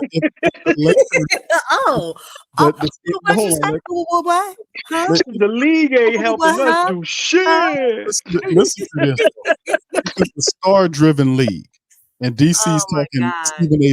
Smith points. I'm just telling you, man. Let me put this in here because this is the thing. If it's a star-driven league, that means that the Pelicans match up with the Lakers. I said that. Watch how the referees officiate the game against the Pelicans tomorrow. If it's a star, but check this out too. Hold on, let me finish. LeBron James, and Steph Curry. The only way they make it in there is if the Lakers beat the Pelicans, and then the Pelicans go to then they lose to Golden State, and you get Steph and LeBron in there. Only way that happens is by the way of the referees. Is that what you? If was a fifth, but as far as the Warriors, man, Steph got to carry that whole thing on his back. The Warriors are a shell of themselves, man. They're not what they used to be. Steph is still kind of, you can up say there. That about the Lakers. Clay, the thing is, the Lakers are just are not the greatest. I mean, the Lakers got way more than the Warriors, and the way they've been playing all month, though. Huh? The Warriors have been having the Lakers number. Yeah, but the way the Lakers been playing all month, I don't know. I'm willing to go out on a limb, and I see it differently the Warriors because were 9-1 before they played the Pelicans. Well, that's pretty good too. I didn't know that shit. But DC, you trying to get back into the swing of things. I understand, man. Hey, yeah. But I have never in my life, Lex, seen the way they bend the rules for the Lakers. Now, I did see the Memphis game where them people played a whole extra 2 minutes. You know they came after halftime, Lex, and gave the Lakers 2 free throws on us. Oh yeah, for something they missed. They don't do that shit for nobody else. Yeah, So it is very obvious to me if it's close in any capacity, and whatever narrative we want to go with, that King James would like to go with. I thought I was damage control. I can't be that and delusional confusion. You got to pick one. But whatever advantage they can give the Lakers, or if it's remotely close, they're gonna give it to them. And it's for none other than Mr. LeBron James. Y'all know that. They want them in the playoffs. They want them in certain matchups. Denver, to me, and the Lakers would be a great matchup. I Oh just feel yeah. like the league don't want that in the first round, though. It'll be a nice second, third round matchup, a Western Conference Finals, even. Will that happen like that? Hopefully not. But I can't deny at this point, man, that you know things get shifted and maneuvered unfairly in the league. Do everything is everything fixed and all that? I don't believe that, but It they started. definitely have weird shit going on all the time, and I'm not gonna sit here and not look at that aspect of the game after what I just watched because I would have never thought. I didn't think the Pels were a lock to beat the Lakers Sunday, but I would have never thought that the Pels would have went in there and laid an egg and rolled over the way they did Yeah. on a game that meant so much. It really did. It was the difference between being in the playoffs and not. Right.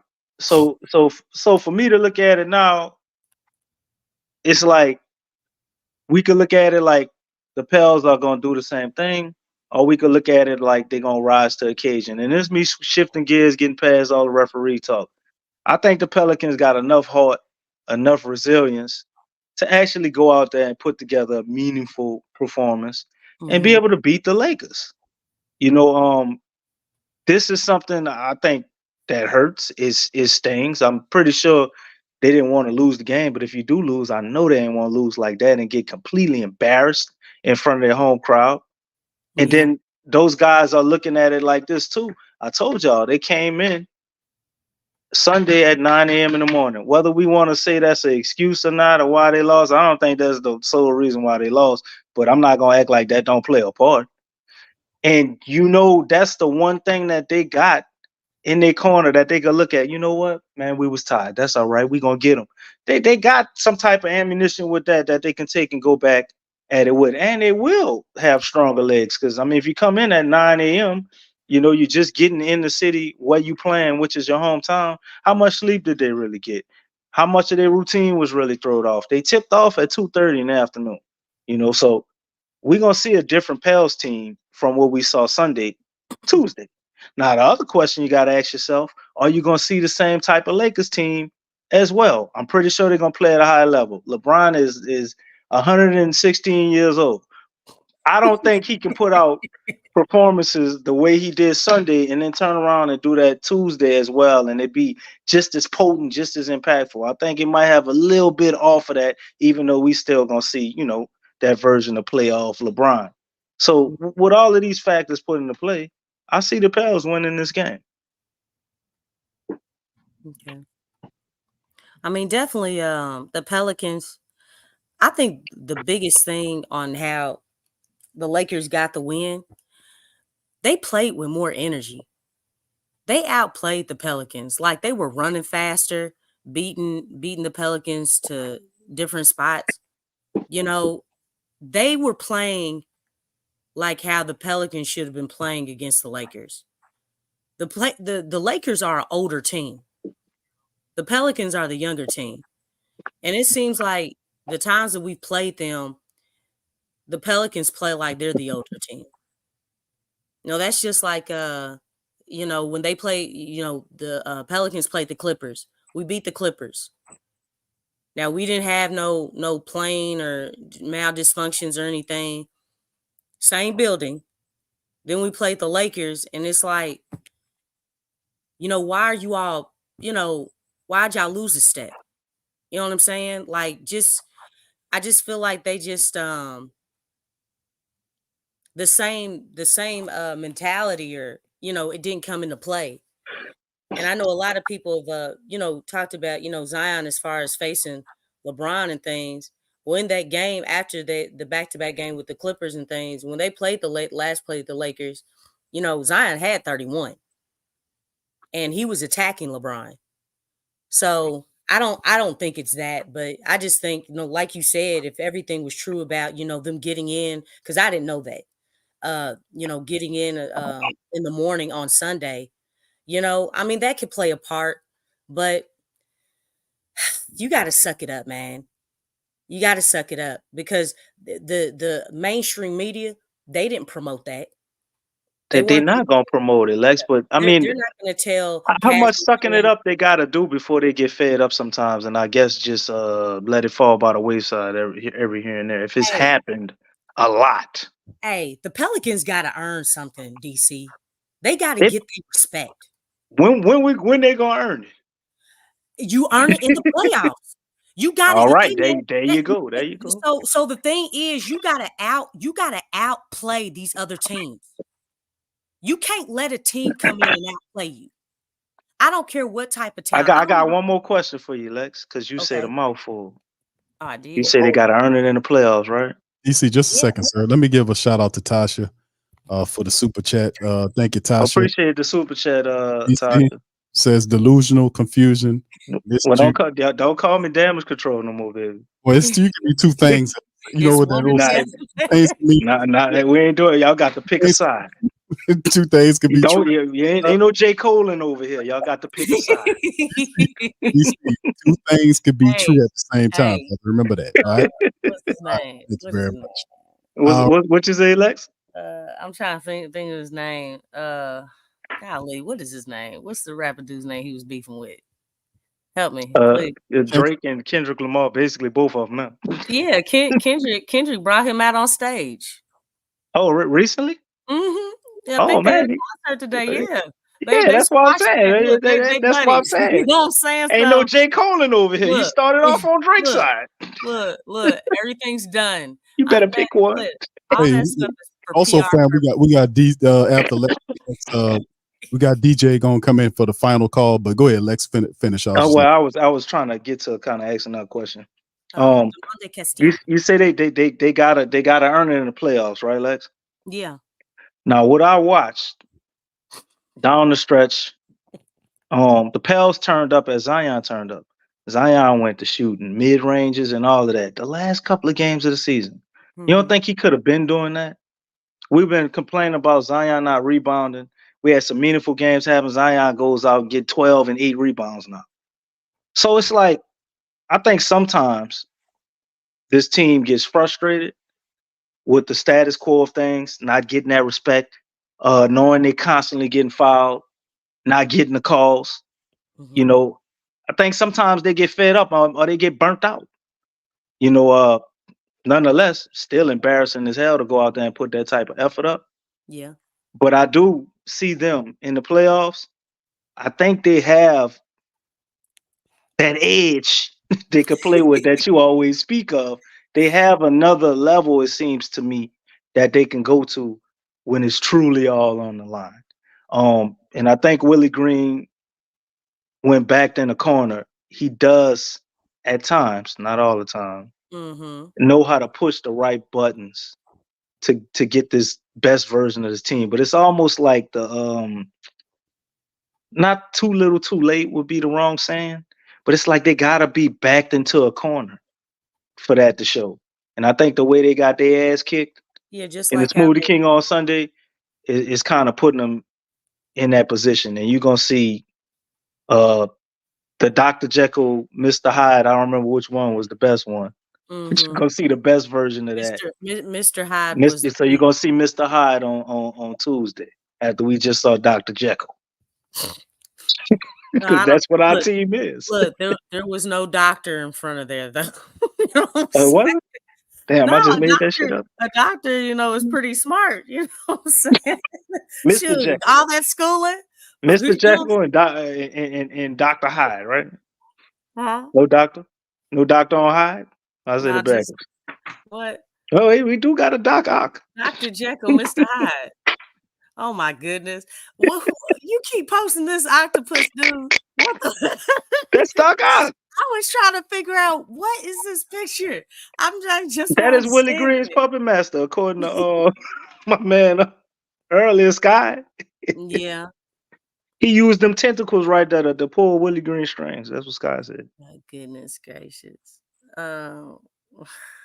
So what you think, Lex? What we gonna do? What we gonna do Tuesday? What's y'all predictions? I done told y'all mine. And Q, you bet not skate out of here without giving one. You be trying to J. Cole it and ride the fence. Even J. Cole picked the side. Lexxah said, so you got to pick something too. Well, I'm gonna say this. That's what I've said. We gonna win. I'm All gonna right, say all right.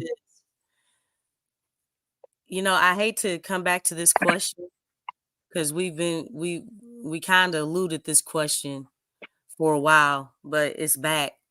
It depends on what Pelicans team we is gonna be coming out. What version? It depends on what version. We know that the Pelicans can beat the Lakers. They can beat any team. They can also lose against any team. We've seen both sides. But the right version has to come out. And I actually know that when the ball is tipped. Cuz I can tell. I could tell look when they brought the game on ESPN, I could tell the team was out of sync. I didn't, you know what I'm saying? Like right off the bat. I'm like, "Oh Lord. What is this?" You know what I'm saying? What is this that I'm seeing? Like I was concerned. Because the game with the Knicks and the Bulls went overtime, so didn't see like the very, very beginning. But once it flipped over, I was like, oh man, like they didn't look right. Their movements didn't look right. They just looked really out of sync, really out of sync. So I need to see what version that we're gonna get. And once I see that, and I can tell like the first 2-3 minutes, you know what I'm saying? How their energy level, how acclimated they are, making basic passes. But one thing I will say, they cannot make this game hard. I think like for too long during the season, the Pelicans make the game hard. It's like we're not making the game easy at all. And so they gotta, just like I said in the Flash report, man, like the Kings game is a good game. 5-0 against the Kings. Warriors game came, that was the Pelicans won a close game. But you know what? It's not, we still got to have more. Those games were good, but it's like we need more. Yeah. More energy, more passion. You know what I'm saying? More running up and down the floor. Shots got to drop. You know what I'm saying? The chemistry has to tighten up. The defense has to be polished even more. Everything has to go to a whole nother level because their performance in those games, they were great performances. But I knew that it still wasn't enough because the thing is, coming back to the C word, throughout the season, the Pelicans have not consistently played at a high level. And because of that, the thing is that's why there's so much up and down. You know what I'm saying? Like, that's not addressing the bad habits throughout the season like we should have. So the thing is, it's like, hey man, more. You have to outplay your opponent. To cover up all the holes and all the things that the Pels struggle with, they got to outplay their opponent. They have to come out with a high energy, playing at a high level. That's the only way they can do this. The effort and the energy it has to be there. And we're gonna know. We're gonna know as soon as they jump up the ball, we're gonna know if they have that energy or not. If they don't have that energy, DC, the Pels ain't winning. If they do come out with that energy and they keep their foot on the gas and they play them like they have a vengeance, like, hey man, we got to settle the score. They choose violence. Hey man, let me tell you something. There is no doubt in my mind that the Pels will win. But they got to have that mentality. They got to have that. If they don't have that, we're going to know. And the thing is, all this, because we got the right version of this team has to come out. We got to see the right version. You're right, but you're missing one ingredient. What? What's that? What's that? You want to add on to it? No, I ain't about to add on nothing. I'm gonna let you do it. What? An edge? What They always need an edge. That's like salt. They always need an edge. Look, a better coach. I thought we addressed that. No, you got to get off the goddamn fence. What they go? Is they coming out with the energy or ain't they, Lex? I mean, it depends What we on gonna the see? version.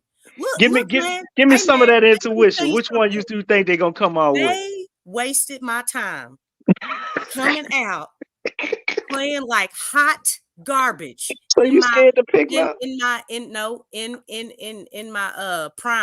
prime voice. Okay. They came out playing like hot garbage. I was heated. And just like Don said, man, he treated it like a Super Bowl chicken. I went to my closet and grabbed my jersey. Okay. I was upset. Lex was ready to get out there. You know what I'm saying? Like, hey, you know what, no. Lex, you know what was really something? When Jay Black is one of the most ultimate protectors of Willie. Boy, Jay Black that gave up on Willie. I missed that. Jay Black started calling for Willie's job, man. That's what Lord. Yeah. Yes. Damn, not Jay Black. Jay Black started calling for his job, man. Hey, but that was like, damn. You see this stuff. You know, you can only go along for so long. And let me tell you something, we've given that man time. It ain't like he hasn't had time. He went and got his own coaching staff, right? He did. Okay. Guys have been healthy. How many games did Zion play in regular season this season? I think it was 66, 65. I think it was he played 70. 70. It was like wow. Yes, he's been available. He has been available. So it's like, and he's still on the freaking plane, man. I mean, I think we just a little bit of love away, Lex. DC. Oh my goodness. Oh Lord, help me. Lex, come on now. You know we missing. Lex, we need a little more love. Well, that boy singing this song. He come with one love. That's what he got. Oh my goodness. He gonna bring one love. That's his favorite song. What's the girl's name from the Parkers? What's her name? Okay, in that voice. Okay, Monique. Oh Lord. Yes. Because you was naming everything that they gave him. They didn't give him more love, Lex. You know no what? more love. DC, you're a troll. Look, I'm trying to keep my mouth holy. Holy. But nah. Real talk though. Give me a prediction. Nobody trying to hear about no love, man. Yeah. Well, give me a prediction then. We winning or we losing? It depends on this Pelicans team. I even got my jersey. You got my jersey. You got to make a call. Now I called. I said you got to make a call, Lex. I think they're going to win the game. What do you? You think they're going to win or you think they're going to lose? Which team you think going to show up? Come on, Lex. I got one. God knows. Okay, he does. Oh man, he knows, and that ain't straddling the fence because he does know. I'm gonna take that as code for God Did, the song by Jay-Z and Lil Wayne and somebody else on there. So let's say the Pelicans are going to win, y'all. God did. God did. DC says Jaws gonna win. That's what we gonna have. So anyway, God did. DJ, Look, DJ sitting there. DJ, are you there? DJ is our last caller. Lions have a hair. Yes. Welcome on in, man. Let's hear from you, bro, before we get ready to close the stream. DJ, are you there? Yes, I am. What's going on? How you doing, brother? DJ? Welcome on in, bro. What do you think about this, man?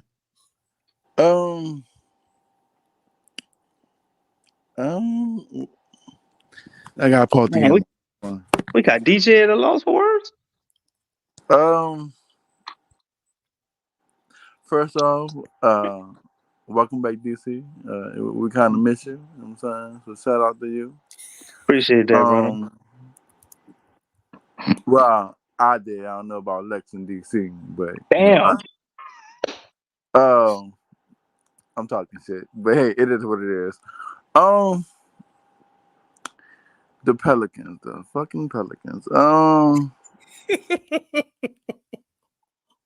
gonna put it to you like this. And I'm not making no excuses, but you know, This is the lead. At the end of the day, this is the job. For one, that was our first 2:30ish game in the afternoon on a Sunday. The way they played, uh, it, I mean, quick question before I ramble on: is Anthony Davis gonna be available? Yes, he's playing. I'm waiting. All right, Lex, you got that one.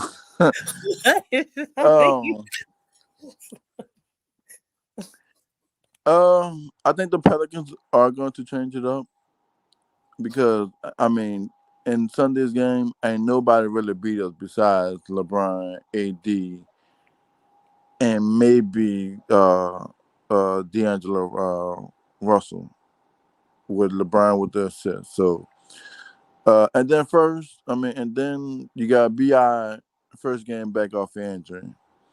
I don't think they should have started him, but Lex said it, on last stream that Willie Green was gonna start Bi, but we all knew that.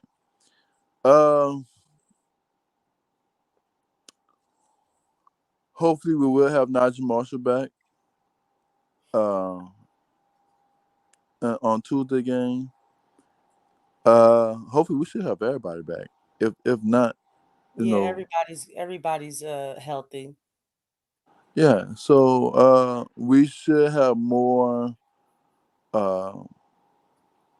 options on throwing that either LeBron or whoever their backup small / power forward is. It's gonna be. I feel to believe it's gonna be a different game. Now, whether we walk away with a win, that's questionable. But I'm still walking away with the Pelicans. We've been a Pelican fan since God knows how long. Willie Green, he's still on my hot seat because we shouldn't have made it to the play-in because this is not a play-in team. We played in the play-in for them 3 to 4 years since they came out with the play-in, and we have managed to play in all the play-in games, if not one. So, I think all the coaches is on the hot seat, especially with the Green. But I know they just gave him a contract extension. Mm-hmm.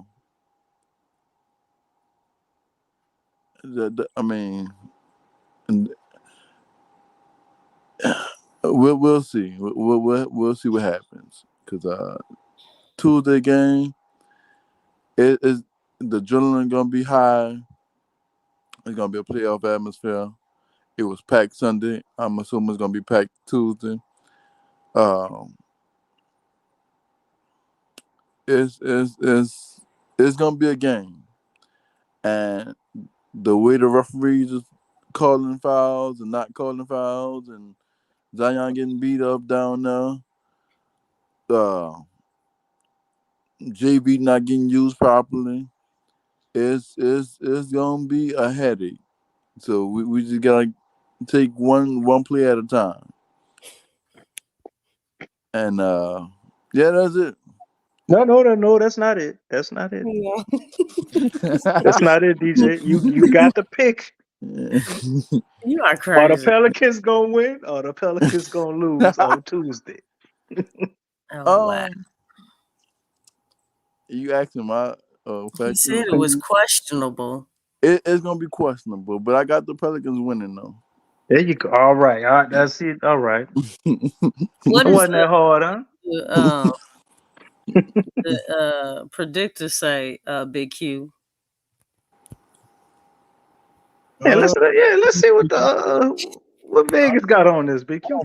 Hold on. Let me switch to Vegas, man. Let's see what they got the Pelicans. Oh shit, Lexus. Where you putting your money at, Lex? 58.1% says it's all about perception. Whoa! They said ESPN. That's according to ESPN. They want everybody to put their money on the Pelicans. They trying to take people's money. Oh man, they trying to drain. They gonna do it. I don't know what they're basing it on, but that's where they're going. They said That's 58.1%. what they doing. They want people to put the money on the Pelicans. Okay, so I got a quick question. So when we beat the Lakers tomorrow. There you go, DJ. Speaking into existence. Yeah, they speaking it too, but not for the same reasons. Does that mean we still have to play that People who second didn't game? watch the game on Sunday. Hey, Lex, what is the matchup indicator for? Y'all kicks. I gotta understand they want your money, chicken. Y'all trying really to do take kicks. it. I'm betting $500. Y'all really do kicks. But my question is, when we beat the Lakers on Tuesday, do we play another game, or after the Lakers game we in? Yeah, if we win, we're the Pelicans are in the 7th spot. If the Pelicans lose, then they play the winner of the Warriors and Kings. And then if they win that, then they'll be solidified in the 8th spot. And they'll go up against the OKC Thunder. If they beat the Lakers and they get in the 7th spot, then they'll be going up against Denver. Okay, so my question is to y'all: what would y'all rather go up against? Let's just say the Kings or Denver. The Pelicans need to win. Denver. They can't gamble. They We need go to up against the Kings, we might be at home when the playoffs start. Well, I mean, this year we 5-0 against the Kings. And you know how hard it would be to go 6-0? Ooh. You know, you got that one. You got that one. You don't want to gamble when it comes to this types of stuff, man. Because I mean, we talked about that before you got on, DJ. As far as well, actually, DC brought it up as far as the Lakers, because the Lakers not wanting to go up against Denver in the first round, because Denver's been having their number. They haven't won not one game against Denver, so they'll probably want to go up against the Thunder. Really, any of those, whether it be the Warriors, Lakers, or Kings, whoever wins. But And they hoping somebody on Denver get hurt playing one of them other teams, and then they can swoop in later. yeah, but the thing is, it's like there's no guarantee that they'll get that spot. I mean, if it's about ratings and branding and marketing, then shoot, that basically boots the Pelicans out, because Not really, because they'll have better ratings marketing if they set that match up for a little later. They're gonna have try more eyes. telling them that though, DC. Try telling them that. You said look, the matchup indicator has spoken, Lex. Look, do you not understand? Them I is need you to telling open up your perception, okay, and really understand why they did that. They want people. But let me put my money on the Pelicans. You know what I'm saying? Yeah, that's definitely true. 504 Doc. He said if you have to duck a team, then you shouldn't be in the playoffs. That is definitely true. That's But true. I mean, if you since ain't ready, Floyd Mayweather handpicked fights, I think everybody likes to follow that motto in sports now. well, I mean, you want to put yourself in a position to succeed. So, Yep. I mean, that makes sense as well. I mean, companies do it all the time, so. But yeah, we'll see what happens. Pelicans, I'd like to see them win the game. Obviously they'll go up against Denver, but you know what? Hey, going up against Denver, if they can get past Denver, I know it's a lot to say that, but if they are to get past Denver, hey man, look, you'll definitely be ready for any other team. You know what I'm saying? Because talk about a team getting you right. So, but like I said, I mean that's going to be a tall order going up against the defending champs. So I know this one thing. A lot of teams would be really happy if the Pelicans took care of Denver, though. You know what I'm saying? Because they probably see barbecue chicken. That I don't know about that, Lex. I mean, if you watch the I'm Pels just saying how they would be dismantle, thinking. but if they dismantle Denver, you don't think the Pels would instantly strike some fear in some people? Maybe not all the teams, but No. some of those teams after seeing what they did to Denver. No, they see, yes. Because it's about matchups. You know what I'm saying? Like, look, Boston So Celtics. nobody else ain't If scared of we were Denver to then? beat the Boston Celtics, hey Are man. you saying they all scared of Denver and no other teams? No. Look, like, okay, let me ask you this. Do you think teams what teams do you know that are afraid of the Pelicans? I mean, I don't know who afraid of who, to be honest. Like, how do you gauge that? Well, Ain't we exactly a know stat for that Draymond's not shit. scared. Well, We know, we don't know if the Warriors are scared. We know Draymond not scared. okay, Steph. He ain't speaking for the rest of the team. Okay, we know that the Celtics, they're not scared. They You know look what I'm pretty sick saying? though, the way we shot them out the gym last game.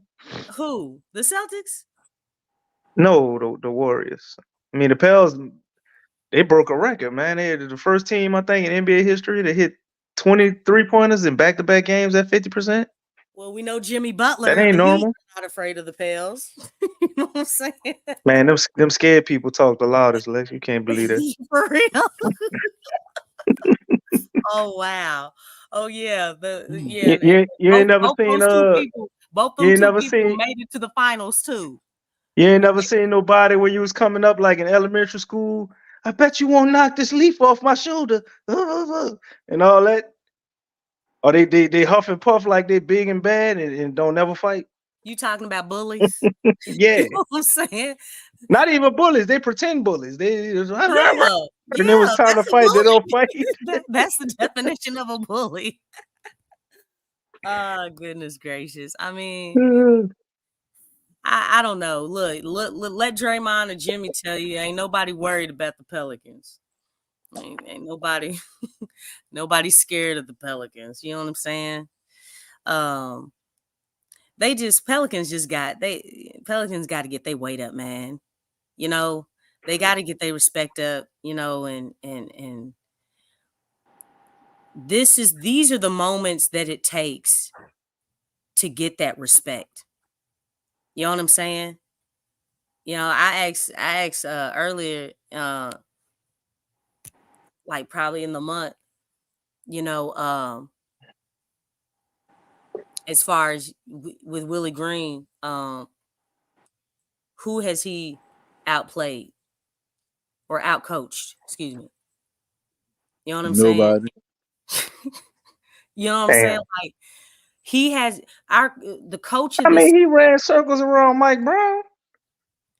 Man, if that's the case, these teams I we mean, wouldn't did be he able really to pick 'em. outcoach? They 5-0, Lex. Come on, we got to give Willie some credit for that. Okay, see, there goes that daggone Come credit. on now. Pull your All I'm credit saying report. Like is I think your credit score nobody's. low. No. Got to give him some credit. No, hey, buddy. You ain't gonna co-sign on that for me? No, you were talking about something else. You went to something personal, and I was just correcting you on it. Like, no, No, sir. No, sir. It's all right. It's all right. It ain't nothing to be ashamed of. No. No, but I mean, the thing is, does Willie Green? Do you think Willie Green strikes fear in other coaches? No. Damn. We know James Borrego does. Exactly. We know that. So you're understanding my point, okay? You're But we getting it. do have James Borrego on our squad, so you don't think that pair with all our Okay, talent could put some fear into some people? he's not the one standing up coaching, okay? Look, you can't see Willie at all. But if we could You get would Willie have to Green to call in check sick. it, then That's all I'm Let me saying. stop. Like, look, Willie is not striking fear in no one. Okay, you have the coach of the Lakers. Okay, I mean that dude, he was shot in his head.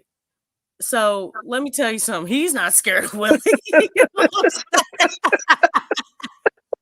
Okay, he's been through. Oh Okay, man. he's basically like 50 Cent in the coaching department. Now we Minus, both know LeBron minus, coaching that team. minus, minus 9 8 shots. You know what I'm saying? Because he That got man got one. shot in the head. He ain't coaching Yeah. nothing. LeBron coaching that team. Look, dog, look, I felt the fear when I got shot in the head. So look, ain't nobody scaring me. Okay, so we know he's not scared. He's confident. You know what I'm saying? Look, Or what Willie's about the not striking. Timberwolves? They definitely should be terrified. I mean, The Clippers should be shaking in their boots. Are they? I don't know. One thing I will say is that DC, I'm what gonna is need you to his start name? watching Toy Story. Look, let me say this. Don't nobody on the Pelicans need to be talking like some mad trash talk, okay? Y'all just need to chill and y'all just need to play. Get your weight up. It's y'all now. What happened to us? Huh? And we. Because the players are out on the Yeah. court. When the nigga got his contract extension, let's talk about y'all. Oh man. Hey. Look, man. Y'all already know about Willie Green, man. Y'all know what's up. Thank you, Nola baby. Okay? That man needs to start playing chess and not checkers. You better speak that. That's real. Yeah, this is true. Yes. You know what I'm saying? In the playoffs, you cannot play checkers, man. Like, you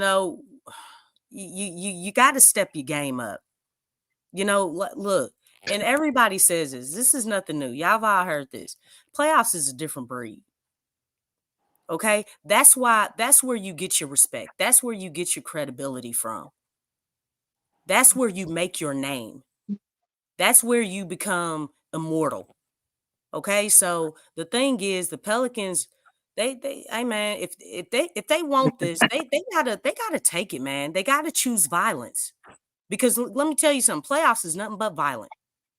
It's not regular season. That's why that game on yesterday was just so bad, man. You know what I'm saying? Damn, Molly.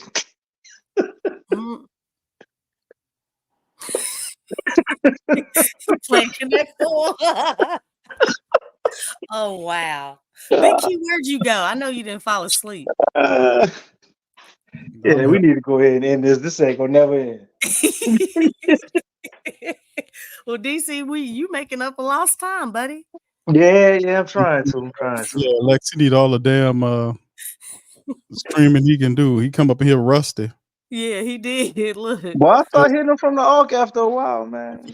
He talking about got me a few logo threes in there with the Pelicans last year. I'm like, man, them people, it was in Miami, brother. What you talking about? Oh yeah, I made a mistake, bro. You know, players mess up, bro. It's okay. Then he talking about he BI. Y'all his playing with BI come back. It I was was a like, what? success. We know. Wait, what happened? We didn't complain when BI came back. Yeah, said, you know, BI, that's what it, that's what's going. A little rusty, man. I'm on a minutes restriction, bro. You know what's crazy? When you bring players back, you're supposed to get better. You know what I'm saying? Ain't that the goal? Hey, one thing, drop. We about to get out, but what's good, Nola, baby? We got one more guest, and I want to chime in. Leon Bird, we about to close the stream, fam. Are you there, sir? You can give your commentary right quick. We about to close out, so please feel free to jump right on it. Are you there? All right. Can y'all hear me? Yes, sir. Yeah. All right. Look, what's going on, y'all? I've been in Louisiana. Y'all know I live in Florida. So I don't get a chance to go to a Pelican game. I go to the first goddamn Pelican game, home game ever. I get there when B.I. hit the goddamn three because I got there late coming from Baton Rouge. My uncle passed away. We had his funeral. So I'm like, man, look, my weekend gonna be great. We're gonna beat these fucking Lakers. I get to the game, I'm already late. I'm like, man, you gotta be fucking kidding me. You gotta be fucking kidding me. I'm like, okay, we're gonna make some type of run or something. And I see you down 20. I'm like, man, these jokers don't never come back from down 20. I'm like, Willie, what you gonna do? Then I see you put Nance in the game. I'm like, yeah. Yeah. I see what's going on. I'm like, come on, man, put JV in. Guaranteed double-double. If anything, tell them go out there and foul somebody hard as hell. If we're gonna lose, shit, we're gonna lose. We're gonna hurt their ass for the next game. That's how I feel. We're a little bit different. I'm one of those. I grew up watching the Pistons and the old school teams. Yeah, violence. I choose violence. Like, let's say, I choose violence. Oh yeah. Also, welcome back, DC. What's up, Q? Oh, appreciate you, brother. But we got one problem with your philosophy, bro. Hey, look, he ain't gonna play his ass anyway, so he might as well hurt some damn body anyway. We have a team full of good people, good human beings. We don't do stuff like that. Willie doesn't do stuff like that, but the team can adopt the violence part. They the ones out there on the court. That's right. That's right. We go out there and smack a few people around and pray about it later, right? Well, I think it's so funny. The end of the season came so quick. We've been talking about the same thing all year. I want to be a violent player on the team. Y'all want y'all a rebounder and a blocker. DC want an old school point guard. Hey, I want a mobile big if I gotta pick between the two. Mobile big, okay. And shit, we want Willie to make some adjustments without making too many adjustments. We always make. So it's the same shit. Man, look. Yeah, I'm so sick of seeing Larry Nance out there letting us down, bro. He ain't really letting us down, putting that man against 7 I foot. think he's sick of Willie letting us down. Willie done messed up so many of my parlays this year. I could be a millionaire if Willie was. Oh, perception. Oh man. I done picked JV for so many. I ain't even seeing 10 rebounds, 7 rebounds. He got 6 rebounds the first quarter. That's 350,000 lost just because you didn't play this man one more minute.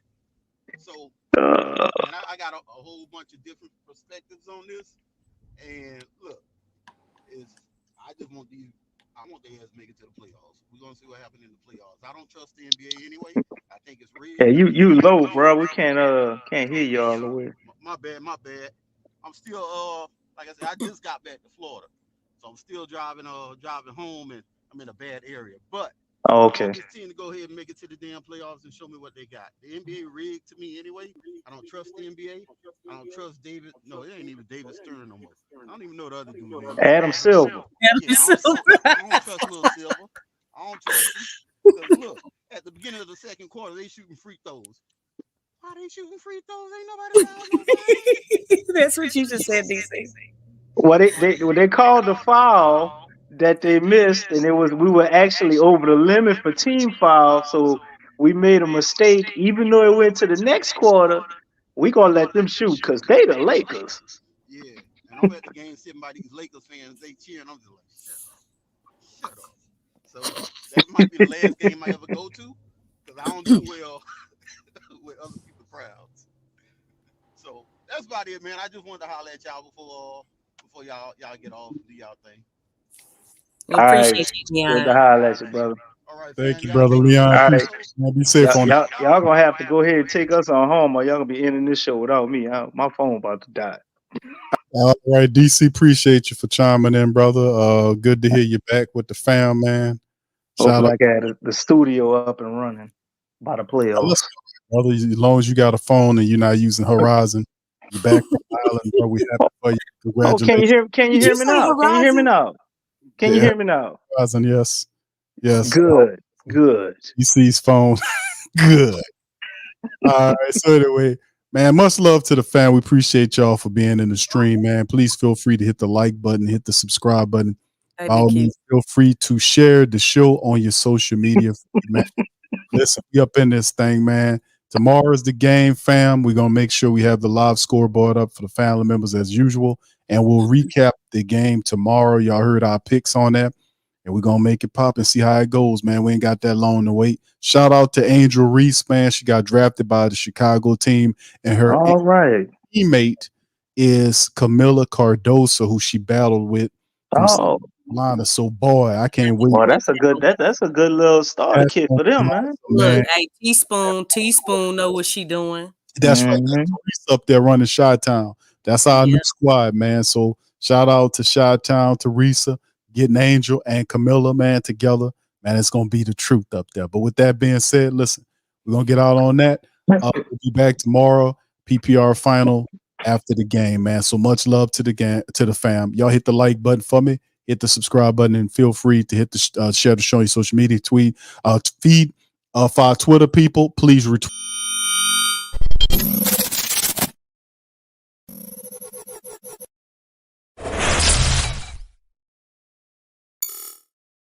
TheWhoThatDaily.com. That's right, TheWhoThatDaily.com. Your one-stop shop for everything New Orleans Saints, New Orleans Pelicans, LSU Tigers, even the top flight boxing news. So if you're a Who That and you're looking for a place to stay up on your team, TheWhoThatDaily.com is your site. TheWhoThatDaily.com for the sport Who That in all of us. That's right, the Pro Shop is the platform store where you can go and buy all the latest merch to support the platform. Available at the Pro Shops, we have dozens of hundreds of products available for you and your family. Unisex tees for men and women, hoodies and sweatshirts, tank tops, kids and baby items, long sleeve tees, mugs, pillows, wall art, bath bedding, face masks, phone cases, stickers, bags, fanny packs, socks, hats, and many other items. Please feel free to check out the Pro Shops. The link is in the description section below. And remember, it helps the platform.